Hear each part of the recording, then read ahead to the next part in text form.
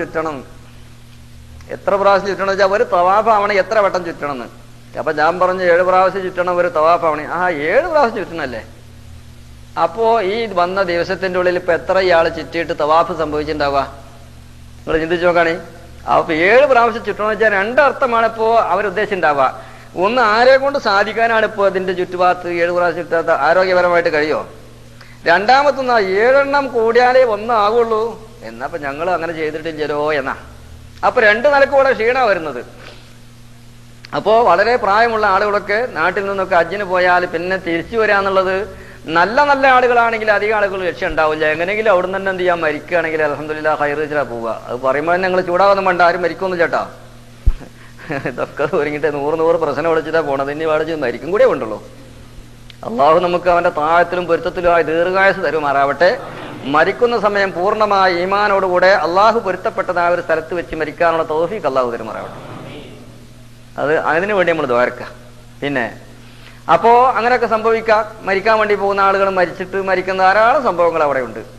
അതേ സമയത്ത് മരിക്കണമെന്ന് ഉദ്ദേശിച്ചിട്ട് ഒരാൾ നാട്ടിൽ നിന്ന് പോരുമ്പോൾ എല്ലാ ഇടപാടുകളും എല്ലാം തീർത്തു. മരിച്ച മയ്യത്ത്, അതായത് റൂഹ് ഉണ്ട് എന്ന് മാത്രം, ബാക്കി എല്ലാ കാര്യങ്ങളും തീർത്തിട്ട് വന്നു. നാട്ടിൽ നിന്ന് പോരുമ്പോ ബോംബെയിൽ നിന്ന് ചൊവ്വാല്, അതായത് പെരുന്നാളിന്റെ മുമ്പ് നാട്ടിൽ നോമ്പിൽ അവിടെ നിന്ന് പോന്നു. ബോംബെയിൽ നിന്ന് എന്ത് ചെയ്തു, ഇഫ്റാദായിട്ട് ഹജ്ജ് ചെയ്യാന്ന് പറഞ്ഞൊരു രൂപം ഉണ്ട്, അത് വരും. അത് ഏറ്റവും വലിയ പ്രധാനപ്പെട്ടതും നബി സല്ലല്ലാഹു അലൈഹി വസല്ലം തങ്ങൾ നിർവഹിച്ചതായ ഒരു അമല.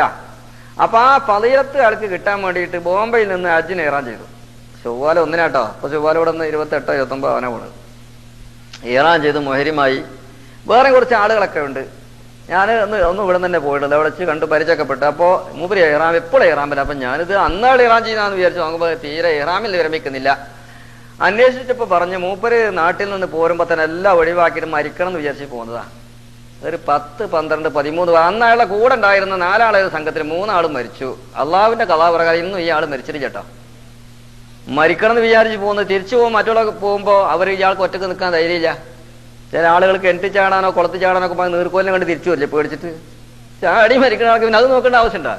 ഒരു നീർക്കോലിയോ കരിക്കുന്നനോ അല്ലെങ്കിൽ പാമ്പിനെ കണ്ടാല് എങ്ങനെയും മരിച്ചു പോയ പോരെ. ഇതുപോലെ കൂടെ തിരിച്ചു പോവുകയും അള്ളാഹു താല അയാൾക്ക് ആഫിയത്തോടുകൂടെ ഇപ്പോൾ അയാളെ നാട്ടിലെ പള്ളിയിലെ പ്രസിഡന്റായിട്ടും വേണ്ടപ്പെട്ട കാര്യങ്ങളൊക്കെ ആയിട്ട് നല്ല രീതിയിലുള്ള ജീവിതം നയിക്കണം. മരിക്കണം എന്ന് വിചാരിച്ചു പോയി മരിച്ചില്ല. അപ്പൊ അങ്ങനെയാവാ, ഉദ്ദേശിച്ചു പോകുന്ന ആൾ മരിക്കുകയും ചെയ്യാം. ഇങ്ങനെയൊക്കെ ഉണ്ടായത് കൊണ്ട് തന്നെയാണ് ഇമാം നബി റളിയല്ലാഹു അൻഹു ഏകദേശം 800ഓളം വരുന്ന കൊല്ലങ്ങൾക്ക് മുമ്പ് അധികവും സംഭവിക്കാവുന്ന കാര്യങ്ങളിൽപ്പെട്ട ആമായിട്ട് സംഭവിക്കാവുന്നതിൽപ്പെട്ടതാണ് അത് അറിയാന്നുള്ളതായിരിക്കുന്ന കാര്യം വളരെ ആവശ്യമാണ്. സാലിഖു തരീഖിൽ ഹജ്ജ്, ഹജ്ജിന് പോകുന്നതായിരിക്കുന്ന ആളുകൾ അറിഞ്ഞിരിക്കണം. അതെന്താ അറിഞ്ഞിരിക്കേണ്ടത്? ഹുക്കുമയ്യമൂത്തുമാഹും വാദാ ബാബും വാസിയും ജിദ്ദൻ. ഇത് വലിയ വിശാലമായ കാര്യമാണ്. പക്ഷേ അതിനെക്കുറിച്ചൊന്നും പറയുന്നില്ല. ഒരാൾക്ക് മരണം സംഭവിച്ചാൽ കാഫിലയിൽപ്പെട്ടതായിരിക്കുന്ന ആളുകളോ അതല്ലെങ്കിൽ അവനുമായി ബന്ധപ്പെടുന്നതായിരിക്കുന്ന ഒരാൾക്ക് മരണം സംഭവിക്കുമ്പോൾ അയാൾക്ക് മരണത്തിന്റെ സമയത്ത് ചെയ്യാവുന്ന പ്രാഥമികമായ ക്രിയകൾ അത് ചെയ്തു കൊടുക്കുക എന്നുള്ള, നാട്ടിലായതുപോലെ നാട് വിട്ടാലും വാഹനത്തിലായിരുന്നാലും എല്ലാം നമ്മൾ എന്ത് ചെയ്യണം, ചെയ്തു കൊടുക്കുക എന്നുള്ള കടപ്പാടും ബാധ്യതയും ഒരു കൂട്ടത്തിലുള്ള ഏതെങ്കിലും കുറച്ച് ആളുകളെയും അറിഞ്ഞിരിക്കണം. അതിന് എന്ത് പറയും? ഫർള് കിഫായി എന്ന് പറയും. അതായത് ആരെങ്കിലും ആ കാര്യം അറിവുള്ളവരിൽ നിന്ന് ചെയ്താൽ ബാക്കിയുള്ള ആളുകളെല്ലാം ആ കൽപ്പനയിൽ നിന്നും ആ കുറ്റത്തിൽ നിന്നും ആക്ഷേപത്തിൽ നിന്നും രക്ഷപ്പെട്ടു. അതുകൊണ്ട് ആർക്കെങ്കിലും അതറിഞ്ഞിരിക്കണം. മുമ്പൊക്കെ നാട്ടിലൊക്കെ മരിച്ചാലും മയ്യത്ത് ഒളിപ്പിക്കുക ആ കുടുംബത്തിൽപ്പെട്ട ആളുകളും വേണ്ടപ്പെട്ട പലരും ഉണ്ടായിരുന്നു. ഇപ്പൊക്കെ ആളുകൾ പള്ളിക്കല മുക്രിക്ക മയ്യത്ത് ഒളിപ്പിക്കുക. മരിക്കുമ്പോഴേക്കും വിവരം കൊടുക്കും. കവറെടുക്കാനും മുക്രിയോട് നേരത്തെ വരാൻ പറയണം. മയ്യത്തെടുക്കണം അതിന്റെ മുമ്പ് കുളിപ്പിക്കാനും മുക്രിക്കാനും എന്ത് ചെയ്യുക, വാടക വിളിക്കാം. ദ്വാരക്കാ നേരത്തെ ഖത്തീബിനെ വിളിക്കുക. വാടക എന്തെങ്കിലും എന്ത് ചെയ്യുക, കൊടുക്കണല്ലോ. വാടക വേണം. ചെമ്പ് കൊണ്ടുവരില്ല ചോറക്കാന് അടിയന്തരത്തിന്. അതുപോലെ എന്ത് ചെയ്യുക, ചെമ്പ് വേറെ കൊണ്ടുവരിക, മുജറിനെ വേറെ വാടക കൊണ്ടുവരിക, മുക്കുറിനെയും കൊണ്ടുവരിക. ഇതാണ് ചെയ്യുന്നത്. ഇത് ഇസ്ലാമിയത്താണെന്നാണ് എല്ലാവരും വിശ്വാസം. അഥവാ ഈ മുക്കുറി കൂട്ടാക്കിയില്ല വന്നില്ലെങ്കിലോ അയാൾക്ക് ഇതുപോലെ വേറെ സ്ഥലത്ത് പോകണ്ടെങ്കിലോ മുക്കുറിയ ഉടനെ തന്നെ അവിടെ നിന്ന് ഫിനീഷാ. ബാലജന്റെ ഫിനിഷ് ഒന്നല്ല ഈ ഫിനിഷ്, എന്ത് ചെയ്യാമെന്നുള്ളവരെ ഉടനെ ആള് ഫിനീഷായി പോയിക്കൊള്ളണം, നിർബന്ധമാണ്. അതല്ലേ പിന്നെ അയാൾക്ക് അവിടെ നിൽക്കാൻ കഴിയില്ല. എന്തേ കാരണം? മരിച്ചോടത്ത് കുളിപ്പിക്കാൻ എത്തിയില്ല, മൂല്യർക്ക് ദ്വാരക്കാൻ പോകാൻ കഴിഞ്ഞില്ല, മൂല്യരും ഫിനീഷ് തന്നെ. പിന്നെ ആ കസര സംഭവങ്ങൾ ഇസ്ലാമികമായിട്ട് അതിനെക്കുറിച്ച് എന്താണെന്ന് മനസ്സിലാക്കിയില്ല. അതുകൊണ്ട് ഈ നാട്ടുകാർ മുഴുവനും കുറ്റക്കാരാവരുത്. യാത്ര സംഘത്തിലുള്ള ആളുകൾ, അള്ളാഹുവിന്റെ പരിശുദ്ധമായ ഹറമിലേക്ക് പോകുന്ന ആളുകൾ ഒരു കുറ്റമായിട്ട് അങ്ങോട്ട് എത്താൻ പാടുള്ളതല്ല. സംഘത്തിൽപ്പെട്ടതായിരിക്കുന്ന ആളുകൾക്ക് വല്ലതും സംഭവിക്കുമ്പോൾ പ്രാഥമികമായ മര്യാദകൾ, സുന്നത്തും ഫർളുമായ കുറെ മര്യാദകളുണ്ട്. ഒരു മനുഷ്യന് മരണം ആസന്നമായി കഴിഞ്ഞാൽ ആ മനുഷ്യൻ എന്ത് ചെയ്യണം? ആഖിറത്തിലേക്ക് തെറുതീവ് കൊടുക്കണം, പ്രേരണകൾ. അതായത് നമ്മളെല്ലാവരും മരിച്ചു പോകേണ്ട ആളുകൾ തന്നെയല്ലേ, എന്ത് ചെയ്യാനാ? നമുക്ക് മരണത്തിന് മതിൽ കെട്ടാൻ കഴിയുകയില്ല. അള്ളാഹുവിന്റെ വേണ്ടെങ്കിൽ മരണമാണെങ്കിൽ അങ്ങനെ ആയിക്കോട്ടെ, അള്ളാഹു നമുക്ക് ഈമാൻ തരട്ടെ, എന്തിനാ വേദനാവണമെന്നൊക്കെ പറയണം. ഇതോടുകൂടെ മരിച്ചു പോകും, കാഞ്ഞു പോകും, പീസടിച്ചു പോകുന്നൊക്കെ അതിന് തന്നെയാണ് പറഞ്ഞിട്ട് പേടിയാക്കിട്ടൊന്നും വേണ്ട. എന്നാലും മരിക്കുന്ന ഒരു രോഗമാണെന്ന് സന്ദർശകർക്ക് മനസ്സിലായാൽ പിന്നെ അവനെ എന്ത് ചെയ്യരുത്? പിന്നെ അത് സാരമുള്ള സൂക്കടൊന്നുമല്ല, കുഴപ്പമൊന്നുമില്ല എന്നല്ല പറയേണ്ടത്. മരണത്തിന്റെ ലക്ഷണം അറിയാവുന്ന ആളുകൾക്ക് മനസ്സിലായി കഴിഞ്ഞാൽ ആഖിറത്തിലേക്ക് തെറുതീബ് കൊടുക്കണം. അതൊന്നും അറിഞ്ഞില്ലെങ്കിൽ മഹാനാ നബി സല്ലല്ലാഹു അലൈഹി വസല്ലമ തങ്ങൾ പറയുന്നത് ലാ ബഅസ തയ്യിബുന, റസൂലുള്ളാഹി പറയും ലാ ബഅസ തയ്യിബുൻ, കുഴപ്പമൊന്നുമില്ല, സാരല്ല എന്ന് പറയും. അത് റസൂലുള്ളാഹിക്ക് അറിയാം ഇതൊന്നും ഒരു സാരമുള്ള രോഗമല്ല. ഒരു രോഗിന്റെ അരികിൽ ചെന്നാൽ രണ്ട് നിലപാട് സ്വീകരിക്കണം. എല്ലാ രോഗിന്റെ അടുത്ത് ചെന്നാൽ ഇതൊന്നും കുഴപ്പമുള്ള രോഗമല്ല, ക്യാൻസർ പിടിച്ചിട്ട് ആകെ ഓട്ടിട്ടിട്ട് പൈപ്പിട്ട് വെള്ളം കൊടുക്കുക, ഏത് സെക്കൻഡിലും പീസടിക്കുക. അയാളോട് ചെന്നിട്ട് ഇതൊന്നും ഒരു കുഴപ്പമുള്ള സോക്കടൊന്നല്ല, ഈ ആളെ ഈ പൈപ്പ് എടുത്താണ് ഈശി കിടന്നിട്ട് എനിക്ക് ഗൾഫിൽ വേണി പോവാ, ഈ ടിക്കറ്റ് ഒന്നും ക്യാൻസലാക്കണ്ട എന്നല്ല ആളോട് പറയേണ്ടത്. സഹോദര, നമുക്കൊക്കെ മരിച്ചു പോകേണ്ട ആളുകളല്ലേ, അള്ളാഹുവിന്റെ വിധി ഇങ്ങനെ ആയിരിക്കും, എന്ത് ചെയ്യാനാ? ഇങ്ങനെ ഒരു രോഗം വരാനും നമുക്ക് അള്ളാഹിന്റെ തീരുമാനം ഉണ്ടെങ്കിൽ ഈ വക സോക്കിടെന്നൊക്കെ പറഞ്ഞാൽ മൂല്യന്മാരൊക്കെ വയത് പറഞ്ഞ് നമ്മൾ കേട്ടിട്ടുണ്ടല്ലോ, ഇത് ഷഹീദിന്റെ കൂലിയുള്ള സോക്കിടാണെന്നത്. എങ്ങനെ അള്ളാഹു ഹൈറ് പോലെ കാക്കി തരട്ടെ, അവിടെ ഇവിടെയൊക്കെ തൊടാതെ ആ മനുഷ്യർക്ക് ഒരു തെറുതീബ് കൊടുക്കണം. അതേ സമയത്ത് നമുക്ക് തിരിയുന്ന ആളായിട്ട് അഭിനയിക്കേണ്ട ഒരു ആവശ്യം ഇവിടെ ഇല്ലാന്ന്, അല്ലെങ്കിൽ അയാൾക്ക് പ്രതീക്ഷയും കൊടുക്കുക. അപ്പൊ മരിക്കേണ്ട അതെങ്ങനെ എന്ത് അടുത്തടുത്ത് വന്നു, ഇയാൾ ഇപ്പൊ തന്റെ ശ്വാസം അവസാനിച്ച് പോകുന്നുള്ള ഘട്ടമെത്തുമ്പോൾ നാം അവിടെ ചെയ്യേണ്ടത് നല്ല നല്ല കാര്യങ്ങൾ, നല്ല ആളുകളൊക്കെ അവിടെ കൂട്ടുക, ഹാജരാക്കുക. റഹ്മത്തിന്റെ മലായിക്കത്തുകൾ പ്രത്യേകമായ സ്വർഗീയമായിരിക്കുന്ന പാനീയങ്ങളും പഞ്ഞികളും പരത്തികളും പനനീറുകളൊക്കെ ആയിട്ട് ഇങ്ങനെ ചുറ്റുഭാഗത്ത് ഇങ്ങനെ ഓടി നടക്കുമ്പോഴാണ് ഈ മനുഷ്യൻ അവിടെ വെച്ചുകൊണ്ട് ലഖിനൂ ഇൻദ മൗതാക്കും ഖൗല ലാ ഇലാഹ ഇല്ലല്ലാഹ്, മരണമാസന്നമായ സഹോദരന്റെ അടുക്കൽ വെച്ചുകൊണ്ട് നിങ്ങൾ ഓതിക്കൊടുക്കണമെന്ത് ലാ ഇലാഹ ഇല്ലല്ലാഹ് എന്ന് പറയണം. നമ്മൾ ഓതിക്കൊടുക്കലെന്താ? എനക്കെന്തെങ്കിലും പറയേണ്ടതൊക്കെ പറഞ്ഞോ.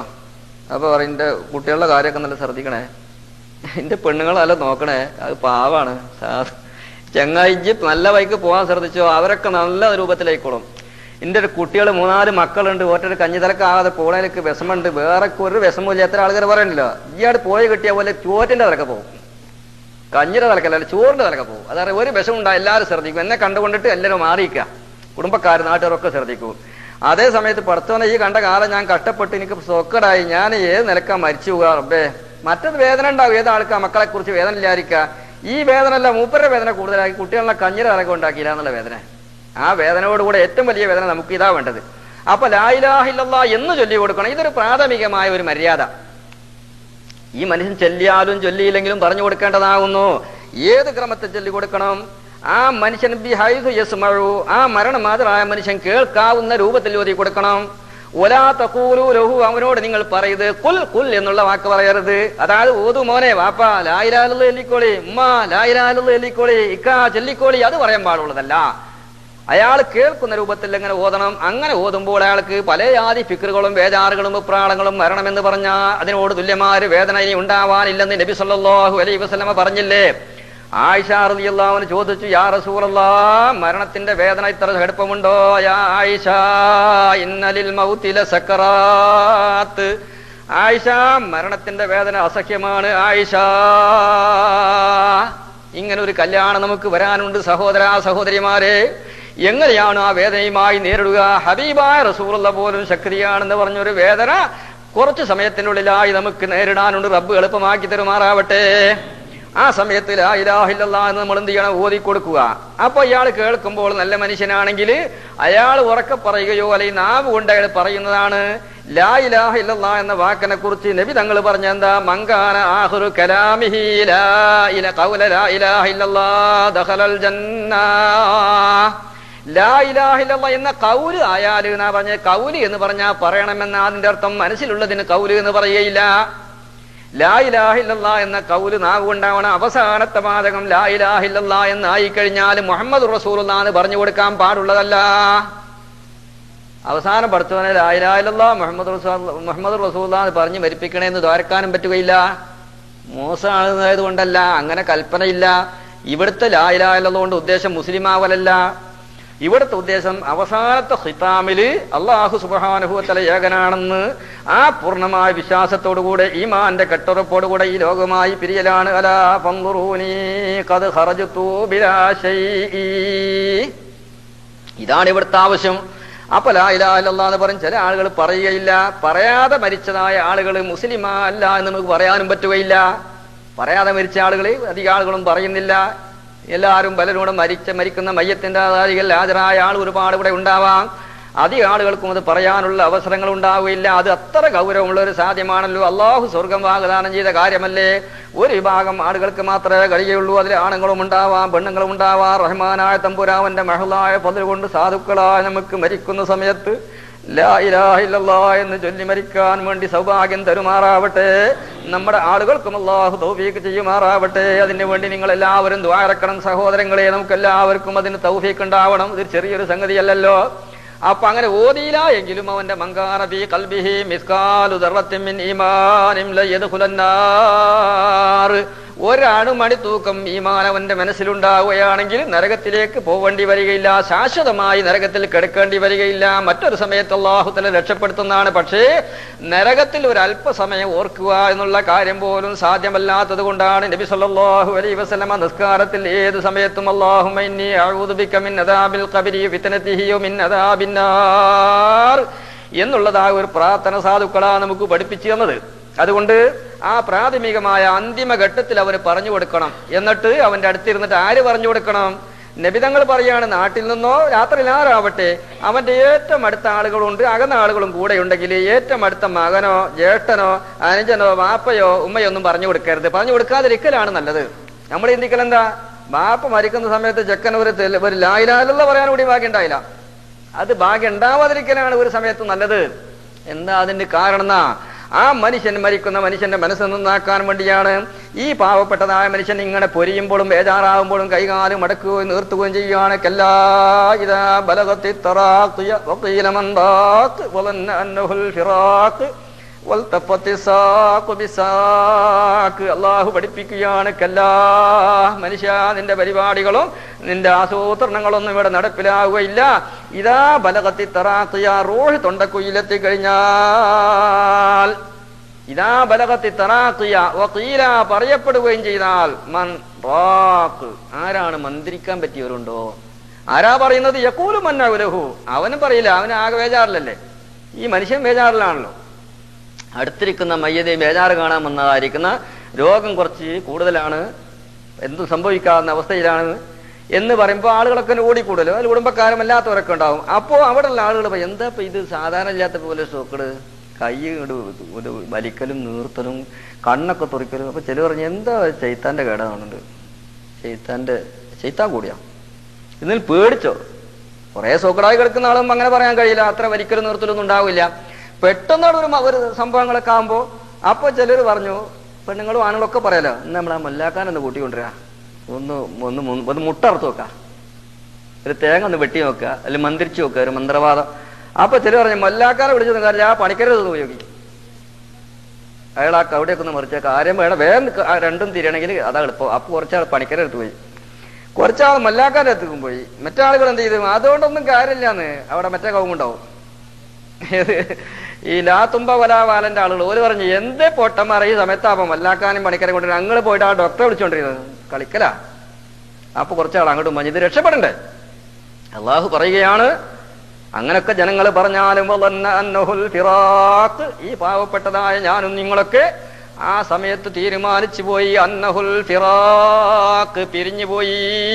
എല്ലാം കഴിഞ്ഞ് ആര് മന്ത്രിച്ചിട്ട് കാര്യമില്ല, ആര് മുട്ടറത്തിട്ട് കാര്യമില്ല, കവടി മറിച്ചിട്ട് കാര്യമില്ല, ഇഞ്ചക്ഷൻ ചെയ്തത് കൊണ്ടൊന്നും യാതൊരു പ്രയോജനമില്ല, ഞാൻ ഇത് പോവുകയാണ് എന്നൊരു തീരുമാനത്തിലായി. ആ സമയത്ത് ഒരു മകൻ ലാ ഇലാഹ ഇല്ലല്ലാഹ് പറഞ്ഞു കൊടുക്കുമ്പോ പാവപ്പെട്ടതായ വാപ്പന്റെ മനസ്സിൽ, പടച്ചോനെ, ഈ പാവപ്പെട്ടതായ മകൻ എന്നെ രക്ഷിക്കാൻ നോക്കുന്നതിന് പകരമായി ഞാൻ മരിക്കാനും വേണ്ടി വേഗം ലാ ഇലാഹ ഇല്ലല്ലാഹ് പറഞ്ഞു തരുവാണോ എന്ന് തോന്നാൻ സാധ്യതയുണ്ടായതുകൊണ്ട് ആ പദം അവൻ പറഞ്ഞു കൊടുക്കാൻ അവനല്ല ചാൻസ് കൊടുക്കേണ്ടത്, നബിയുനാ റസൂലുള്ളാഹി സ്വല്ലല്ലാഹു അലൈഹി വസല്ലമ. അതല്ല വേറെ ആരെങ്കിലും പറഞ്ഞു കൊടുക്കുക. ആ വേറെ ആളുകൾ പറ്റിയവരവിടെ ഉണ്ടെങ്കിൽ അങ്ങനെ മറ്റുള്ള ആളുകൾക്കാണ് ചാൻസ് കൊടുക്കേണ്ടത്. അങ്ങനെ അതൊക്കെ കഴിഞ്ഞിട്ട് എന്ത് ചെയ്തു? അതൊക്കെ ഓതി അതിൻ്റെ ഇതൊക്കെ പെട്ടെന്ന് കാര്യങ്ങളൊക്കെ നടന്നു. മരിച്ചാൽ വേഗത്തിൽ ചെയ്യേണ്ടതായ കാര്യങ്ങൾ അവന്റെ കണ്ണടക്കുക, അതുപോലെ അവൻ താട പിടിച്ച് കെട്ടുക, വയറ് പൊന്തി വരാതിരിക്കാൻ വേണ്ടി പെട്ടെന്ന് വയറങ്ങനെ വീർത്തു വരുമല്ലോ, അത് വീർക്കാതിരിക്കാൻ വേണ്ടി എന്തെങ്കിലും ചെറിയതായ ഒരു ഭാരമുള്ള ചെറിയൊരു കഷ്ണം ചെയ്യുക, ഇരുമ്പിന്റെയോ അല്ലെങ്കിൽ ഭാരമുള്ള എന്തെങ്കിലും ഒന്ന് കയറ്റി അവന്റെ വയറിന്റെ മുകളിൽ വെക്കുക, അവന്റെ ഡ്രസ്സുകളൊക്കെ ഒന്ന് മാറ്റുക, കൈകാലുകളൊക്കെ എന്ത് ചെയ്യാം ഒന്ന് മടക്കി നിർത്തിയിട്ട് വെക്കുക. കാരണം അത് പെട്ടെന്ന് ബലം പിടിച്ചു പോയാൽ മയത്ത് കുളിപ്പിക്കുവാനും കഫൻ ചെയ്യുവാനും ഖബറിൽ വെക്കാനൊക്കെ പ്രയാസങ്ങളൊക്കെ ഉണ്ടാകും. ആ സമയത്ത് എല്ലാം നഷ്ടപ്പെട്ടു പോയി.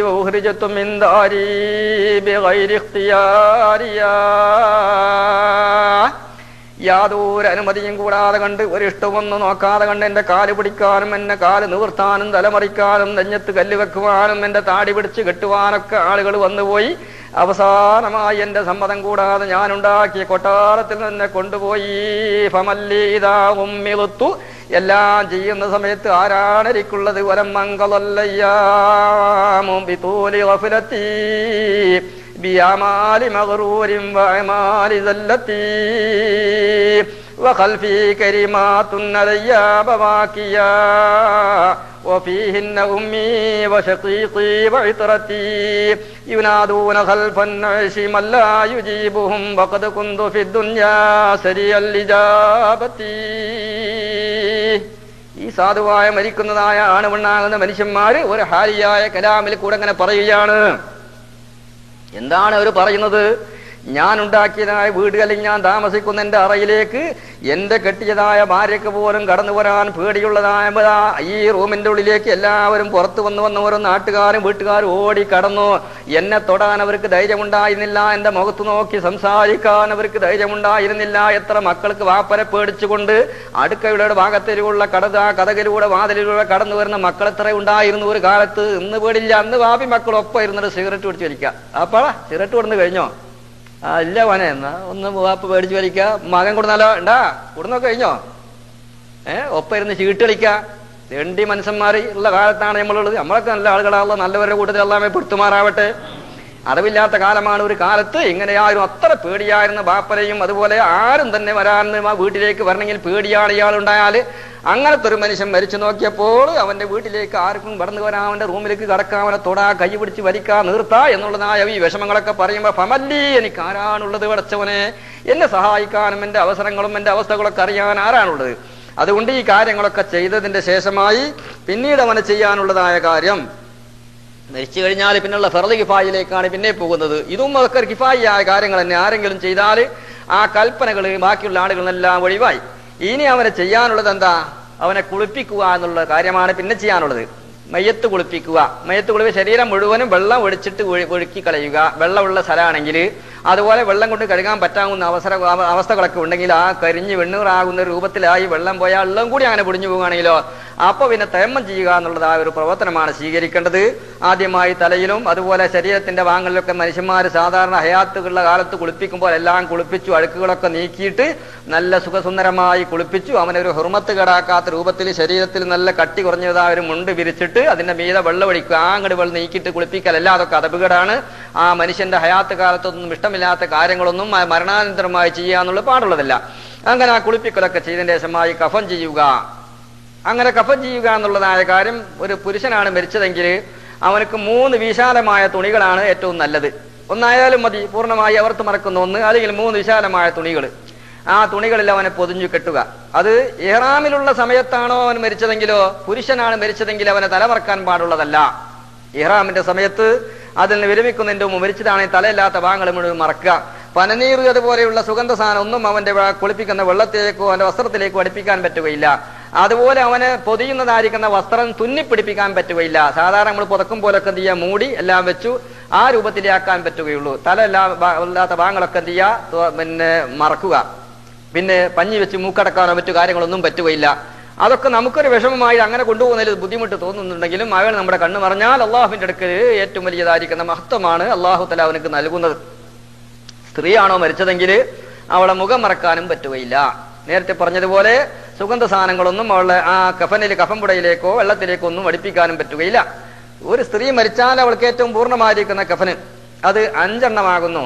ഒരു അരഉടുപ്പ്, ഒരു നിസ്കാരക്കുപ്പായം, ഒരു മക്കന, 2 വിശാലമായ പുടകൾ, 5 എണ്ണം വിശാലമായ 2 കഫന്. സാബിഖത്താനി, അതായത് ശരീരം മുഴുവൻ മൂടാവുന്ന വിശാലമായ 2 എണ്ണം.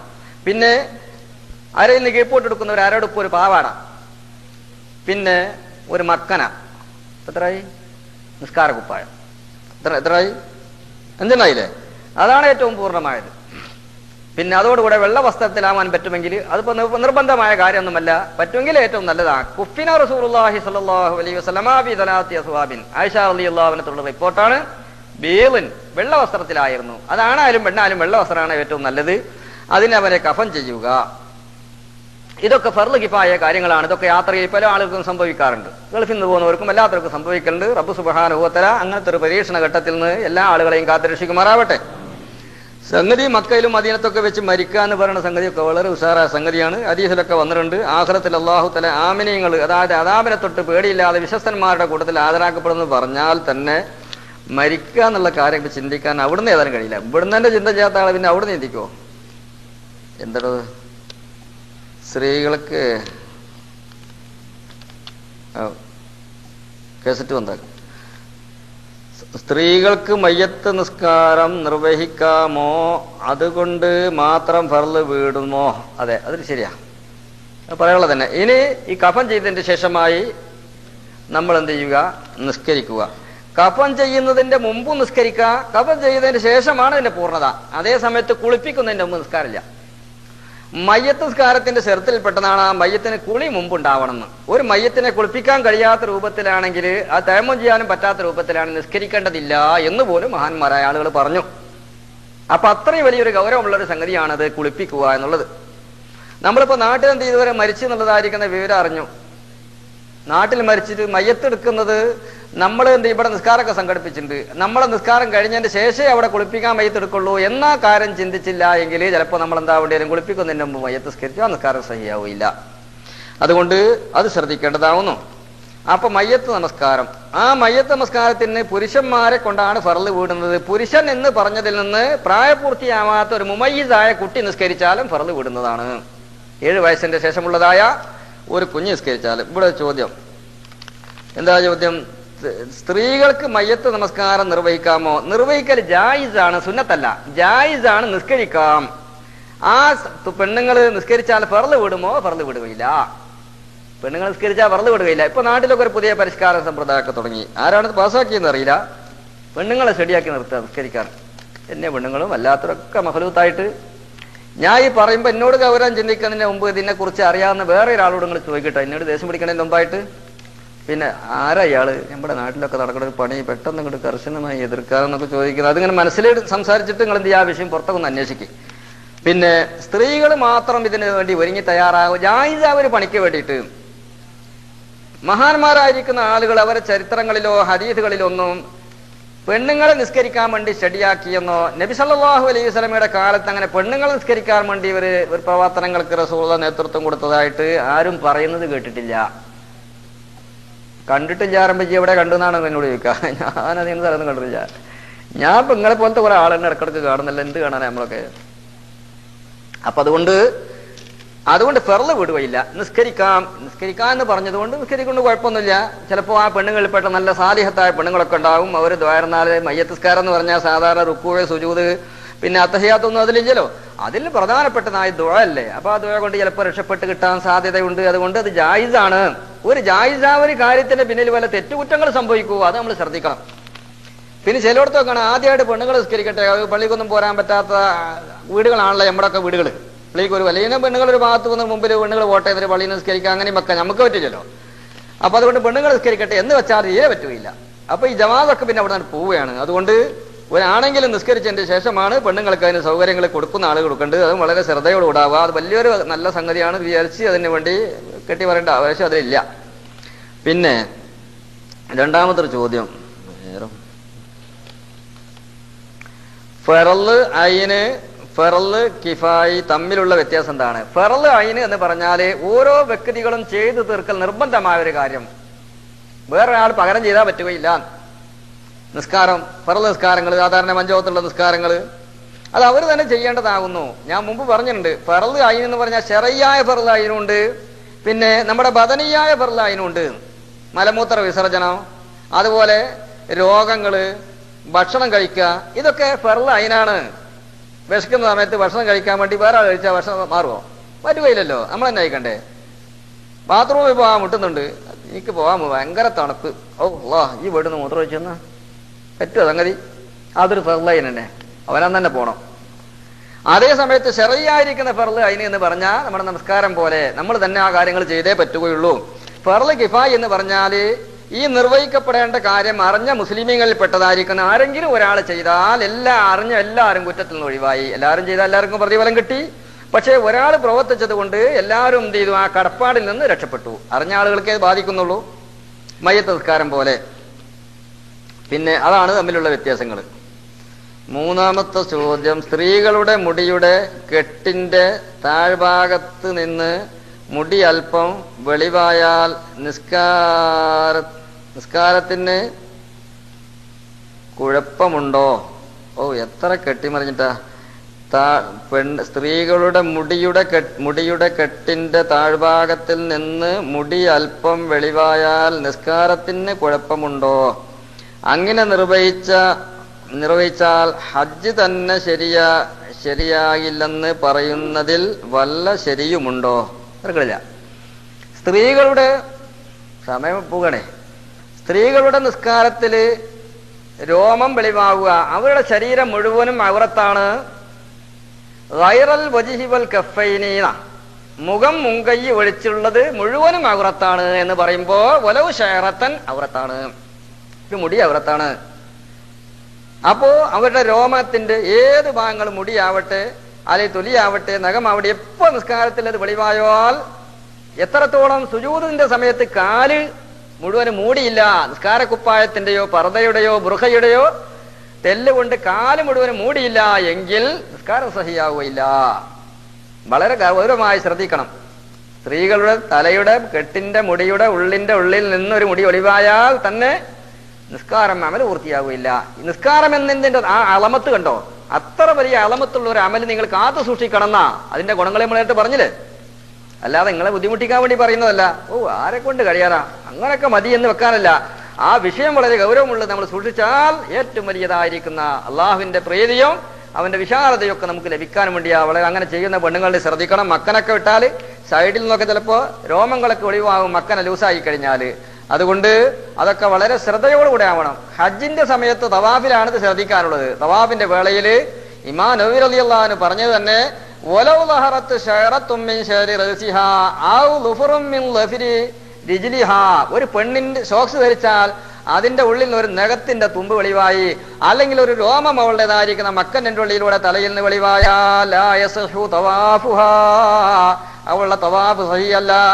ഇൻകാന ഹജ്ജൻ, ആ ചെയ്തിരുന്നതായ തവാഫ് ഹജ്ജിന്റെ തവാഫായിരുന്നുവെങ്കിൽ അവളുടെ ഹജ്ജ് സഹിയാവുന്നല്ല. തെർജിഉ ബിഗൈരി ഹജ്ജിൻ, ഹജ്ജ് കൂടാതെ പാവപ്പെട്ട പെണ്ണ് തിരിച്ചു പോരേണ്ടി വരും. നിങ്ങൾ ശ്രദ്ധിക്കണം. അതൊക്കെ ഇനി വരുന്ന വിഷയങ്ങളാണെങ്കിലും അവസരോചിതമായി ഞാൻ ഉണർത്തുകയാണ്. അത് കഴിഞ്ഞ് അൽഹംദുലില്ലാഹി റബ്ബിൽ ആലമീൻ അൽഹംദുലില്ലാഹി അൽദീ ഹദാനാ ലിഹാദാ മാ കുന്നാ ലിനഹ്തദിയ ലൗലാ അൻ ഹദാനല്ലാഹ് വസ്സലാത്തു വസ്സലാമു അലാ അഷ്റഫിൽ മുർസലീൻ വഅലാ ആലിഹി വസഹബിഹിൽ ഫായിദീന ബില്ലാഹി മാ ബഅദ് ഇൻ ഉരീദു ഇല്ലൽ ഇസ്ലാഹ മസ്തതഅതു വമാ തൗഫീഖി ഇല്ലാ ബില്ലാഹി അലൈഹി തവക്കൽതു വഇലൈഹി ഉനീബ്. സർവശക്തനായ അല്ലാഹു സുബ്ഹാനഹു വ തആല നാം ഒരുമിച്ച് കൂടിയതും പിരിഞ്ഞു വന്നതുമെല്ലാം സാലിഹമലാക്കി തീർക്കട്ടെ. ചെറുതും വലുതുമായ എല്ലാ ദോഷങ്ങളും അള്ളാഹു പുറത്തുവരുമാറാവട്ടെ. ലാഹിരും ബാത്തിനും മാനസികവും ശാരീരികവുമായ എല്ലാ രോഗങ്ങളും അള്ളാഹു തലശിപ്പിയാക്കി തരട്ടെ. ഖൈറായ എല്ലാ മുറാദുകളും അള്ളാഹു ഹാസിലാക്കി തരട്ടെ. അവസാനം പരിപൂർണ്ണ ഈമാനോടുകൂടെ മരിക്കുന്ന സജ്ജനങ്ങളിൽ അള്ളാഹുവിന്റെ മഹദായ പദരുകൊണ്ട് നമ്മയും മഹരികാരെല്ലാം മുഅ്മിനീങ്ങളെയും ഉൾപ്പെടുത്തി അനുഗ്രഹിക്കുമാറാവട്ടെ. പരിശുദ്ധമായ ഹജ്ജ് ഉംറ എന്നതിനെ സംബന്ധിച്ചാണ് ഇനി പറയാൻ പോകുന്നത്.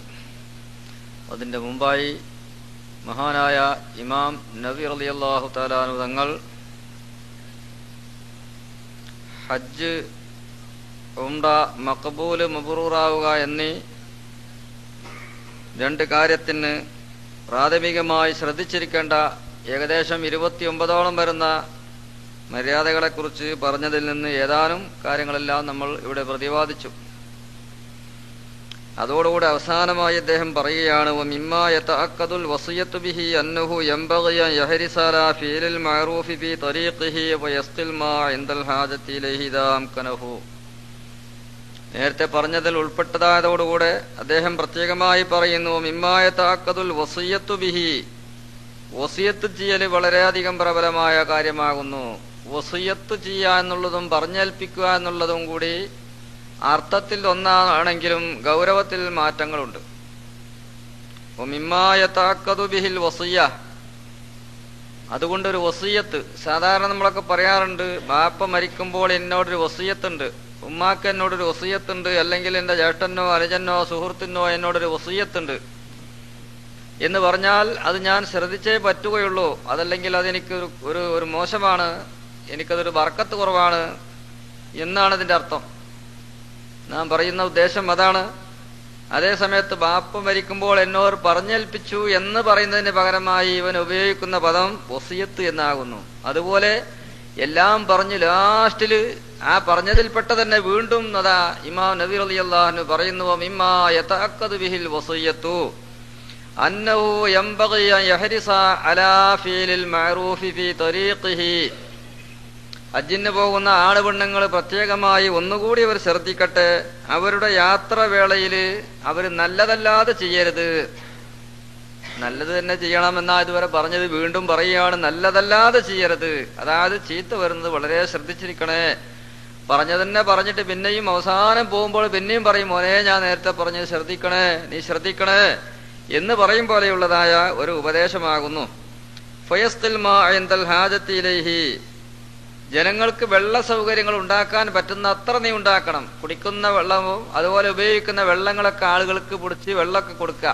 അത് ഹറമിലേക്ക് പോകുമ്പോഴും അവിടെ എത്തിയാൽ നമുക്ക് കാണാം, വെള്ളിയാഴ്ചയൊക്കെ ജുമുഅക്ക് ഇങ്ങനെ ആകെ തിങ്ങി ജനങ്ങളിരിക്കുമ്പോൾ ചില അറബികളും മറ്റൊക്കെ ഒഴിഞ്ഞ ഭാഗത്തിരിക്കുന്ന ഡ്രമ്മുകളിൽ നിന്ന് വെള്ളം മറ്റൊരു പാത്രത്തിൽ പകർത്തിയെടുത്തിട്ട് ഇങ്ങനെ കൊടുന്ന് പരസ്യമായിട്ട് ഇങ്ങനെ കൊടുക്കുക. ഇയാൾക്ക് പോയിട്ട് എടുത്ത് കൊടുക്കാമെങ്കിലും തിക്കും തിരക്കും ഉള്ള സമയത്ത് അത് കഴിയുകയില്ല. അതിന്റെ ഉദ്ദേശങ്ങൾ വെള്ളം കൊടുക്കൽ മാത്രമല്ല, വെള്ളം കൊടുക്കുന്ന കക്ഷിക്ക് മഹാനായ ഇമാം നബി റളിയല്ലാഹു അൻഹു പറഞ്ഞതായ മഹത്തായ പ്രതിഫലമാണ് അവരുടെ ലക്ഷ്യം. ഇത് എല്ലായിടങ്ങളിലുള്ളത് പോലെ അല്ല. അതുകൊണ്ട് ആ വിഷയത്തിൽ നല്ല ശ്രദ്ധയുണ്ടാവണം. അതുപോലെ മീനായിലും അറഫായിലും മുസ്ദലിഫായിലൊക്കെ ഒരുമിച്ച് കൂടുമ്പോൾ ഏതെങ്കിലും ഭാഗത്തൊക്കെ ആയിരിക്കും ചിലപ്പോൾ വെള്ളം ഉണ്ടാവുക. ആ വെള്ളങ്ങളൊക്കെ പിടിച്ച് ആവശ്യമുള്ള ആളുകൾക്കൊക്കെ നിങ്ങൾ കൊടുന്നു കൊടുക്കുക എന്നുള്ളത് വളരെയധികം ശ്രദ്ധിച്ചിരിക്കേണ്ടതാകുന്നു. വയഹ്മിലുൽ മുൻഖത്തിയ ഇദാ തയസ്സറ ലഹു ലിഅന്ന അഫ്ളൽ സദഖത്തി മാ വാഫഖ ദറൂറതൻ വഹാജ.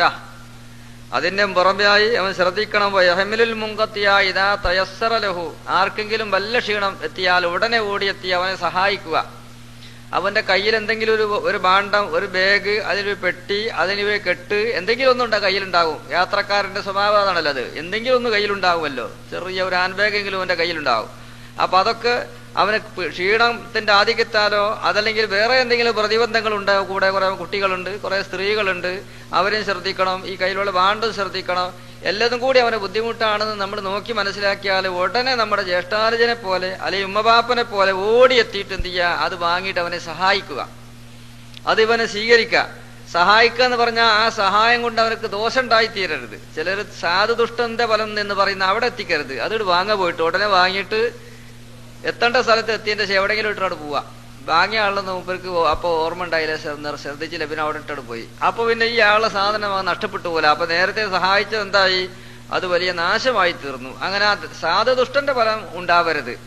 അത് ഉണ്ടാവാത്ത രൂപത്തിലായിട്ട് ഓടിയെത്തി അവനെ എന്ത് ചെയ്യുക, അവന്റെ ബാഗ് വാങ്ങി സഹായിക്കുക, അല്ലെങ്കിൽ അവന്റെ കയ്യിലുള്ള ചെറിയതായ കുഞ്ഞിനെ ഒന്ന് പിടിച്ച് അതിനെ എടുക്കുക, അല്ലെങ്കിൽ കൈ പിടിക്കുക, എന്തൊക്കെ വേണ്ടതൊക്കെ ചെയ്തു കൊടുക്കുക. ഇതാ തയസ്സറ ലഹു, അവനക്കത് സാധിക്കുമെങ്കിൽ അവൻ ചെയ്യണം. എന്തുകൊണ്ട് അന്ന അഫ്ളൽ സദഖത്തി മാ വാഫഖ ദറൂറ, ഏതൊരു മനുഷ്യനെയും സഹായിക്കേണ്ടത് അവനക്കൊരു വിഷമമുണ്ടാവുമ്പോഴല്ലേ അവനെ സഹായിക്കേണ്ടത്. ഒരു ബുദ്ധിമുട്ട് നേരിടുന്ന ആളെ ഒരു വിഷമങ്ങളില്ല, ഒന്നുകൊണ്ടും ബുദ്ധിമുട്ടില്ല. സാധാരണ ഇപ്പൊ നമ്മളൊക്കെ കടം കൊടുക്കൽ ആർക്കാ, നല്ല പൈസ ഉള്ള ആൾക്കാർക്ക്. അതേ സമയത്ത് ഒരു ഗതിയില്ല, ജോലിയില്ല, പിന്നെ എല്ലാം കൊണ്ട് വിഷമത്തില്ല. അയാൾ വന്ന് പൈസ ചോദിച്ചാൽ നമ്മൾ കടം കൊടുക്കോ? നമ്മൾ പൈസ കണ്ടവരെ കണ്ടിട്ടുണ്ടാവില്ല, എത്ര പൈസ ഇല്ല. നമ്മൾ പറയുന്നത് എന്റെ കയ്യിൽ ഒറ്റ പൈസ ഇല്ല. അപ്പൊ മനസ്സിലാക്ക, അതിന്റെ അർത്ഥം എന്റെ പെട്ടിയിൽ പൈസ ഇഷ്ടം പോലെ ഉണ്ട്, എന്റെ ബാഗിലുണ്ട്, എന്റെ പേഴ്സിലുണ്ട്, എന്റെ കയ്യിലൊന്നുമില്ല. എന്റെ കയ്യിൽ നടത്തി, എന്റെ കയ്യിൽ വസ്തുവില്ല. പാവം അത് വിശ്വസിച്ചു. അതേ സമയത്ത് നല്ലൊരു മുതലാളി ഇവനെ പോലെയുള്ള ആളുകൾ അതിനേക്കാളും കുറച്ചുകൂടി ഉയരത്തിലുള്ള ആൾ വന്നിട്ട് തൽക്കാലം ഒരു സഹായം ചെയ്യണം, ഒരു 10,000 ദിർഹംസ് കിട്ടണമെന്ന് പറഞ്ഞാൽ എത്ര പെട്ടെന്ന് പുറപ്പെടുന്ന അറിയില്ല. വാസ്തവത്തിൽ അങ്ങനെയല്ല ചെയ്യേണ്ടത്. ഒരു വിധത്തിൽ പറഞ്ഞാൽ ഇവനെ ഇല്ലാന്ന് പറയാൻ നിരുത്സാഹപ്പെടുത്തുന്നത് നമ്മുടെ സ്വഭാവ ദൂഷ്യങ്ങളാണ്. അത് ഇല്ലാത്ത ഘട്ടങ്ങളിൽ നാം ശ്രദ്ധിക്കാനുമായി പറയുന്നത്. സ്വഭാവ ദൂഷ്യങ്ങൾ വാങ്ങിയാൽ പിന്നെ കൊടുക്കില്ല. പിന്നെ കടം വാങ്ങുന്ന ആൾ ശ്രദ്ധിക്കേണ്ടത് എന്താ? തിരിച്ചു കൊടുക്കാനുള്ളൊരു മാർഗം കാണാതെ കടം വാങ്ങാൻ പാടുള്ളതല്ല. പിന്നെ എങ്ങനെ ജീവിക്കാന്ന്? ജീവിതത്തിന്റെ ലാസ്റ്റ് ഘട്ടത്തിൽ പൈസയും സൗകര്യമുള്ള ആളുകൾ അവനെ സഹായിക്കല് സിറവിന്റെ ഭീഷണത്തിൽ നിർബന്ധ. ആ നിലക്ക് സഹായം ലഭിച്ചാൽ പിന്നെ തിരിച്ചു കൊടുക്കേണ്ട ആവശ്യം ഇവിടെ വരുന്നില്ല. കടം വാങ്ങാൻ ഒരു മാർഗം കാണാതെ കണ്ട് കടം വാങ്ങുക എന്നുള്ളത് വളരെ ഗൗരവമായ തെറ്റായ സംഗതിയാണ്. എന്തെങ്കിലും ഒരു വഴി, ഹലാലായ മാർഗം കാണണം. സാധാരണ കടം വാങ്ങി തിരിച്ചു കൊടുക്കാൻ ഉദ്ദേശമില്ലാത്ത ആളുകൾക്ക് ഒരു മാർഗം കാണണ്ട. കിട്ടിയെടുത്ത് മുഴുവൻ നടന്ന് കടം വാങ്ങാം. അതിന് എല്ലാ വിധത്തിലുള്ള കള്ളസത്യവും ചെയ്യും. അതുകൊണ്ട് വിഷമങ്ങളും ബുദ്ധിമുട്ടുകളൊക്കെ ഉണ്ടാകുന്ന സമയത്ത് സഹായിക്കണം. ആ വിഷമങ്ങളും ബുദ്ധിമുട്ടും ഉണ്ടാകുന്ന സഹായ ഘട്ടങ്ങളിൽ വെച്ച് ഏറ്റവും വലിയതായിരിക്കുന്ന സഹായിച്ചാൽ പ്രതിഫലം കിട്ടാകുന്ന വലിയതായിരിക്കുന്ന പുണ്യമുള്ള ഒരു യാത്രയാണ്, അല്ലെങ്കിൽ ഉദ്ദേശിച്ചു പോകുന്ന ലക്ഷ്യമാണ് അള്ളാഹുവിന്റെ പരിശുദ്ധമായ ഭൂമി. ലോകത്ത് അനുഗ്രഹീതമായ ഭൂമി ഏക ഒരു സ്ഥലം മാത്രമാണെന്ന് ഖുർആൻ വിശേഷിപ്പിച്ചതായിരിക്കുന്ന അമ്പിയാക്കള്, ഔലിയാക്കള്, സാലിഹീങ്ങള്, മലായിക്കത്തുർ റഹ്മത്തിന്റെ സ്പർശനങ്ങളെ കൊണ്ടും പാദങ്ങളെ കൊണ്ടൊക്കെ പുണ്യം സിദ്ധിച്ചതായ ഒരു സ്ഥലത്തേക്ക് പോകുന്ന ആളുടെ വിഷമത്തിന് പരിഹാരം കാണുക എന്നുള്ളത് വളരെ ശ്രദ്ധിച്ചിരിക്കേണ്ടതാകുന്നു. പ്രത്യേകിച്ച് മക്കത്തൊക്കെ പോകുന്ന ആളുകൾക്ക് ഗുണം ചെയ്തു കൊടുക്കുക എന്നുള്ളത് ഒരുപാട് മറ്റുള്ളതിനേക്കാണ് ഗുണം കിട്ടുന്നത്. മഹദുഹ, ഒന്നാമത്തത് കൂടുതൽ ബുദ്ധിമുട്ടുകളൊക്കെ അവിടെ വെച്ചിട്ടാണ് ആളുകൾക്ക് അധികവും നേരിടുക. കുടിക്കുന്ന വെള്ളത്തിന് വിഷമങ്ങൾ ഉണ്ടാവാം, കയ്യിലുള്ള പൈസ തീർന്നതാവാം, കയ്യിലുള്ള പൈസ പോക്കറ്റ് അടിച്ചു പോകുന്നതാവാം. നമ്മൾ ഒരുപാട് പോക്കറ്റടികളൊക്കെ പലയിടത്തും കേട്ടിട്ടുണ്ടെങ്കിലും കൂടുതൽ പോക്കറ്റ് അടിച്ചു പോകുന്നത് പരിശുദ്ധമായ മക്കായിൽ നിന്നും മദീനായിൽ നിന്നുമാണ്. പത്രത്തിലൊക്കെ ഏത് സമയത്തും വരുന്നതാണ്. പ്രത്യേകിച്ച് റമദാനിക് ശരീഫിലൊക്കെ എത്രയോ നൂറുകണക്കായിരിക്കുന്ന ആളുകളെ, പോക്കറ്റ് അടിച്ചതായിരിക്കുന്ന ആളുകളെ അവരെ പുടുത്തത്തിൽപ്പെട്ടതായിട്ട് തന്നെ നമുക്കിങ്ങനെ വായിച്ച് ശീലമുള്ള ആളുകളാണ്. അപ്പൊ അതുകൊണ്ട് ഏതൊരാൾക്കും നഷ്ടപ്പെട്ടു പോയതായിരിക്കുന്ന സംഖ്യ നഷ്ടപ്പെട്ട വ്യക്തിക്ക് വളരെ കഷ്ടപ്പാടും വിഷമൊക്കെ ഉണ്ടാകും. അത് നമ്മുടെ അനുഭവത്തിൽ സംഭവിച്ചാൽ നമ്മുടെ കഴിവ് ഉപയോഗപ്പെടുത്തി അവരുടെ അഭിമാനം കാക്കുക എന്നുള്ളതും താൽക്കാലികമായി അവരുടെ വിഷമങ്ങൾക്ക് പരിഹാരമായ ഒരു സഹായം അവർക്ക് കൊടുക്കുക. അധികം ആളുകൾക്കും മാന്യന്മാരായിരിക്കുന്ന ആളുകൾക്കൊക്കെ ഒരാളുടെ കടം വാങ്ങുന്നതിന് ബുദ്ധിമുട്ടില്ല. അതായത് സമയത്ത് ഔദാര്യമായി സ്വീകരിക്കുന്നതിന് ചിലപ്പോൾ വിഷമൊക്കെ ഉണ്ടാകും. ഏതായിരുന്നാലും രണ്ടും വലിയ സഹായമാണ്. പിന്നെ രണ്ടാമത്തതായിരിക്കുന്ന ഒരു മഹത്വം ലാ ബദല യൽജഉ ഇലൈഹി, ഈ പോകുന്നതായിരിക്കുന്ന ഈ സ്ഥലത്തിന് പകരമായി ഇതിനോട് തുല്യമായ ഒരു സ്ഥലമില്ലല്ലോ. അപ്പൊ ആ സ്ഥലത്തിനെ പരിഗണിച്ചിട്ടും ആ സമയത്തിനെ പരിഗണിച്ചും ആ വ്യക്തിയെ പരിഗണിച്ചും സഹായം പ്രത്യേകം ചെയ്തു കൊടുക്കേണ്ടതാകുന്നു. മൂന്നാമത്തതായിരിക്കുന്ന ഒരു ഗുണം കൂടിയുണ്ട്. മുജാഹദത്തുൻ നഫ്സി, നഫ്സിനോട് മുജാഹദ ചെയ്യുക. ലി ശുഹിഹ, ശരീരം പൊതുവേ ലുബ്ധത്തരമാണ് ശരീരത്തിന്. ശരീരത്തിന്റെ പ്രകൃതി അതാ, മനസ്സിന്റെ പ്രകൃതി അതല്ല. ശരീരത്തിന്റെ പ്രകൃതി മുജാഹദത്തുൻ നഫ്സി ലി ശുഹിഹ, മുജാഹദ, ശരീരത്തിനോട് എന്ത് ചെയ്യുക? ഒരു പോരാട്ടം.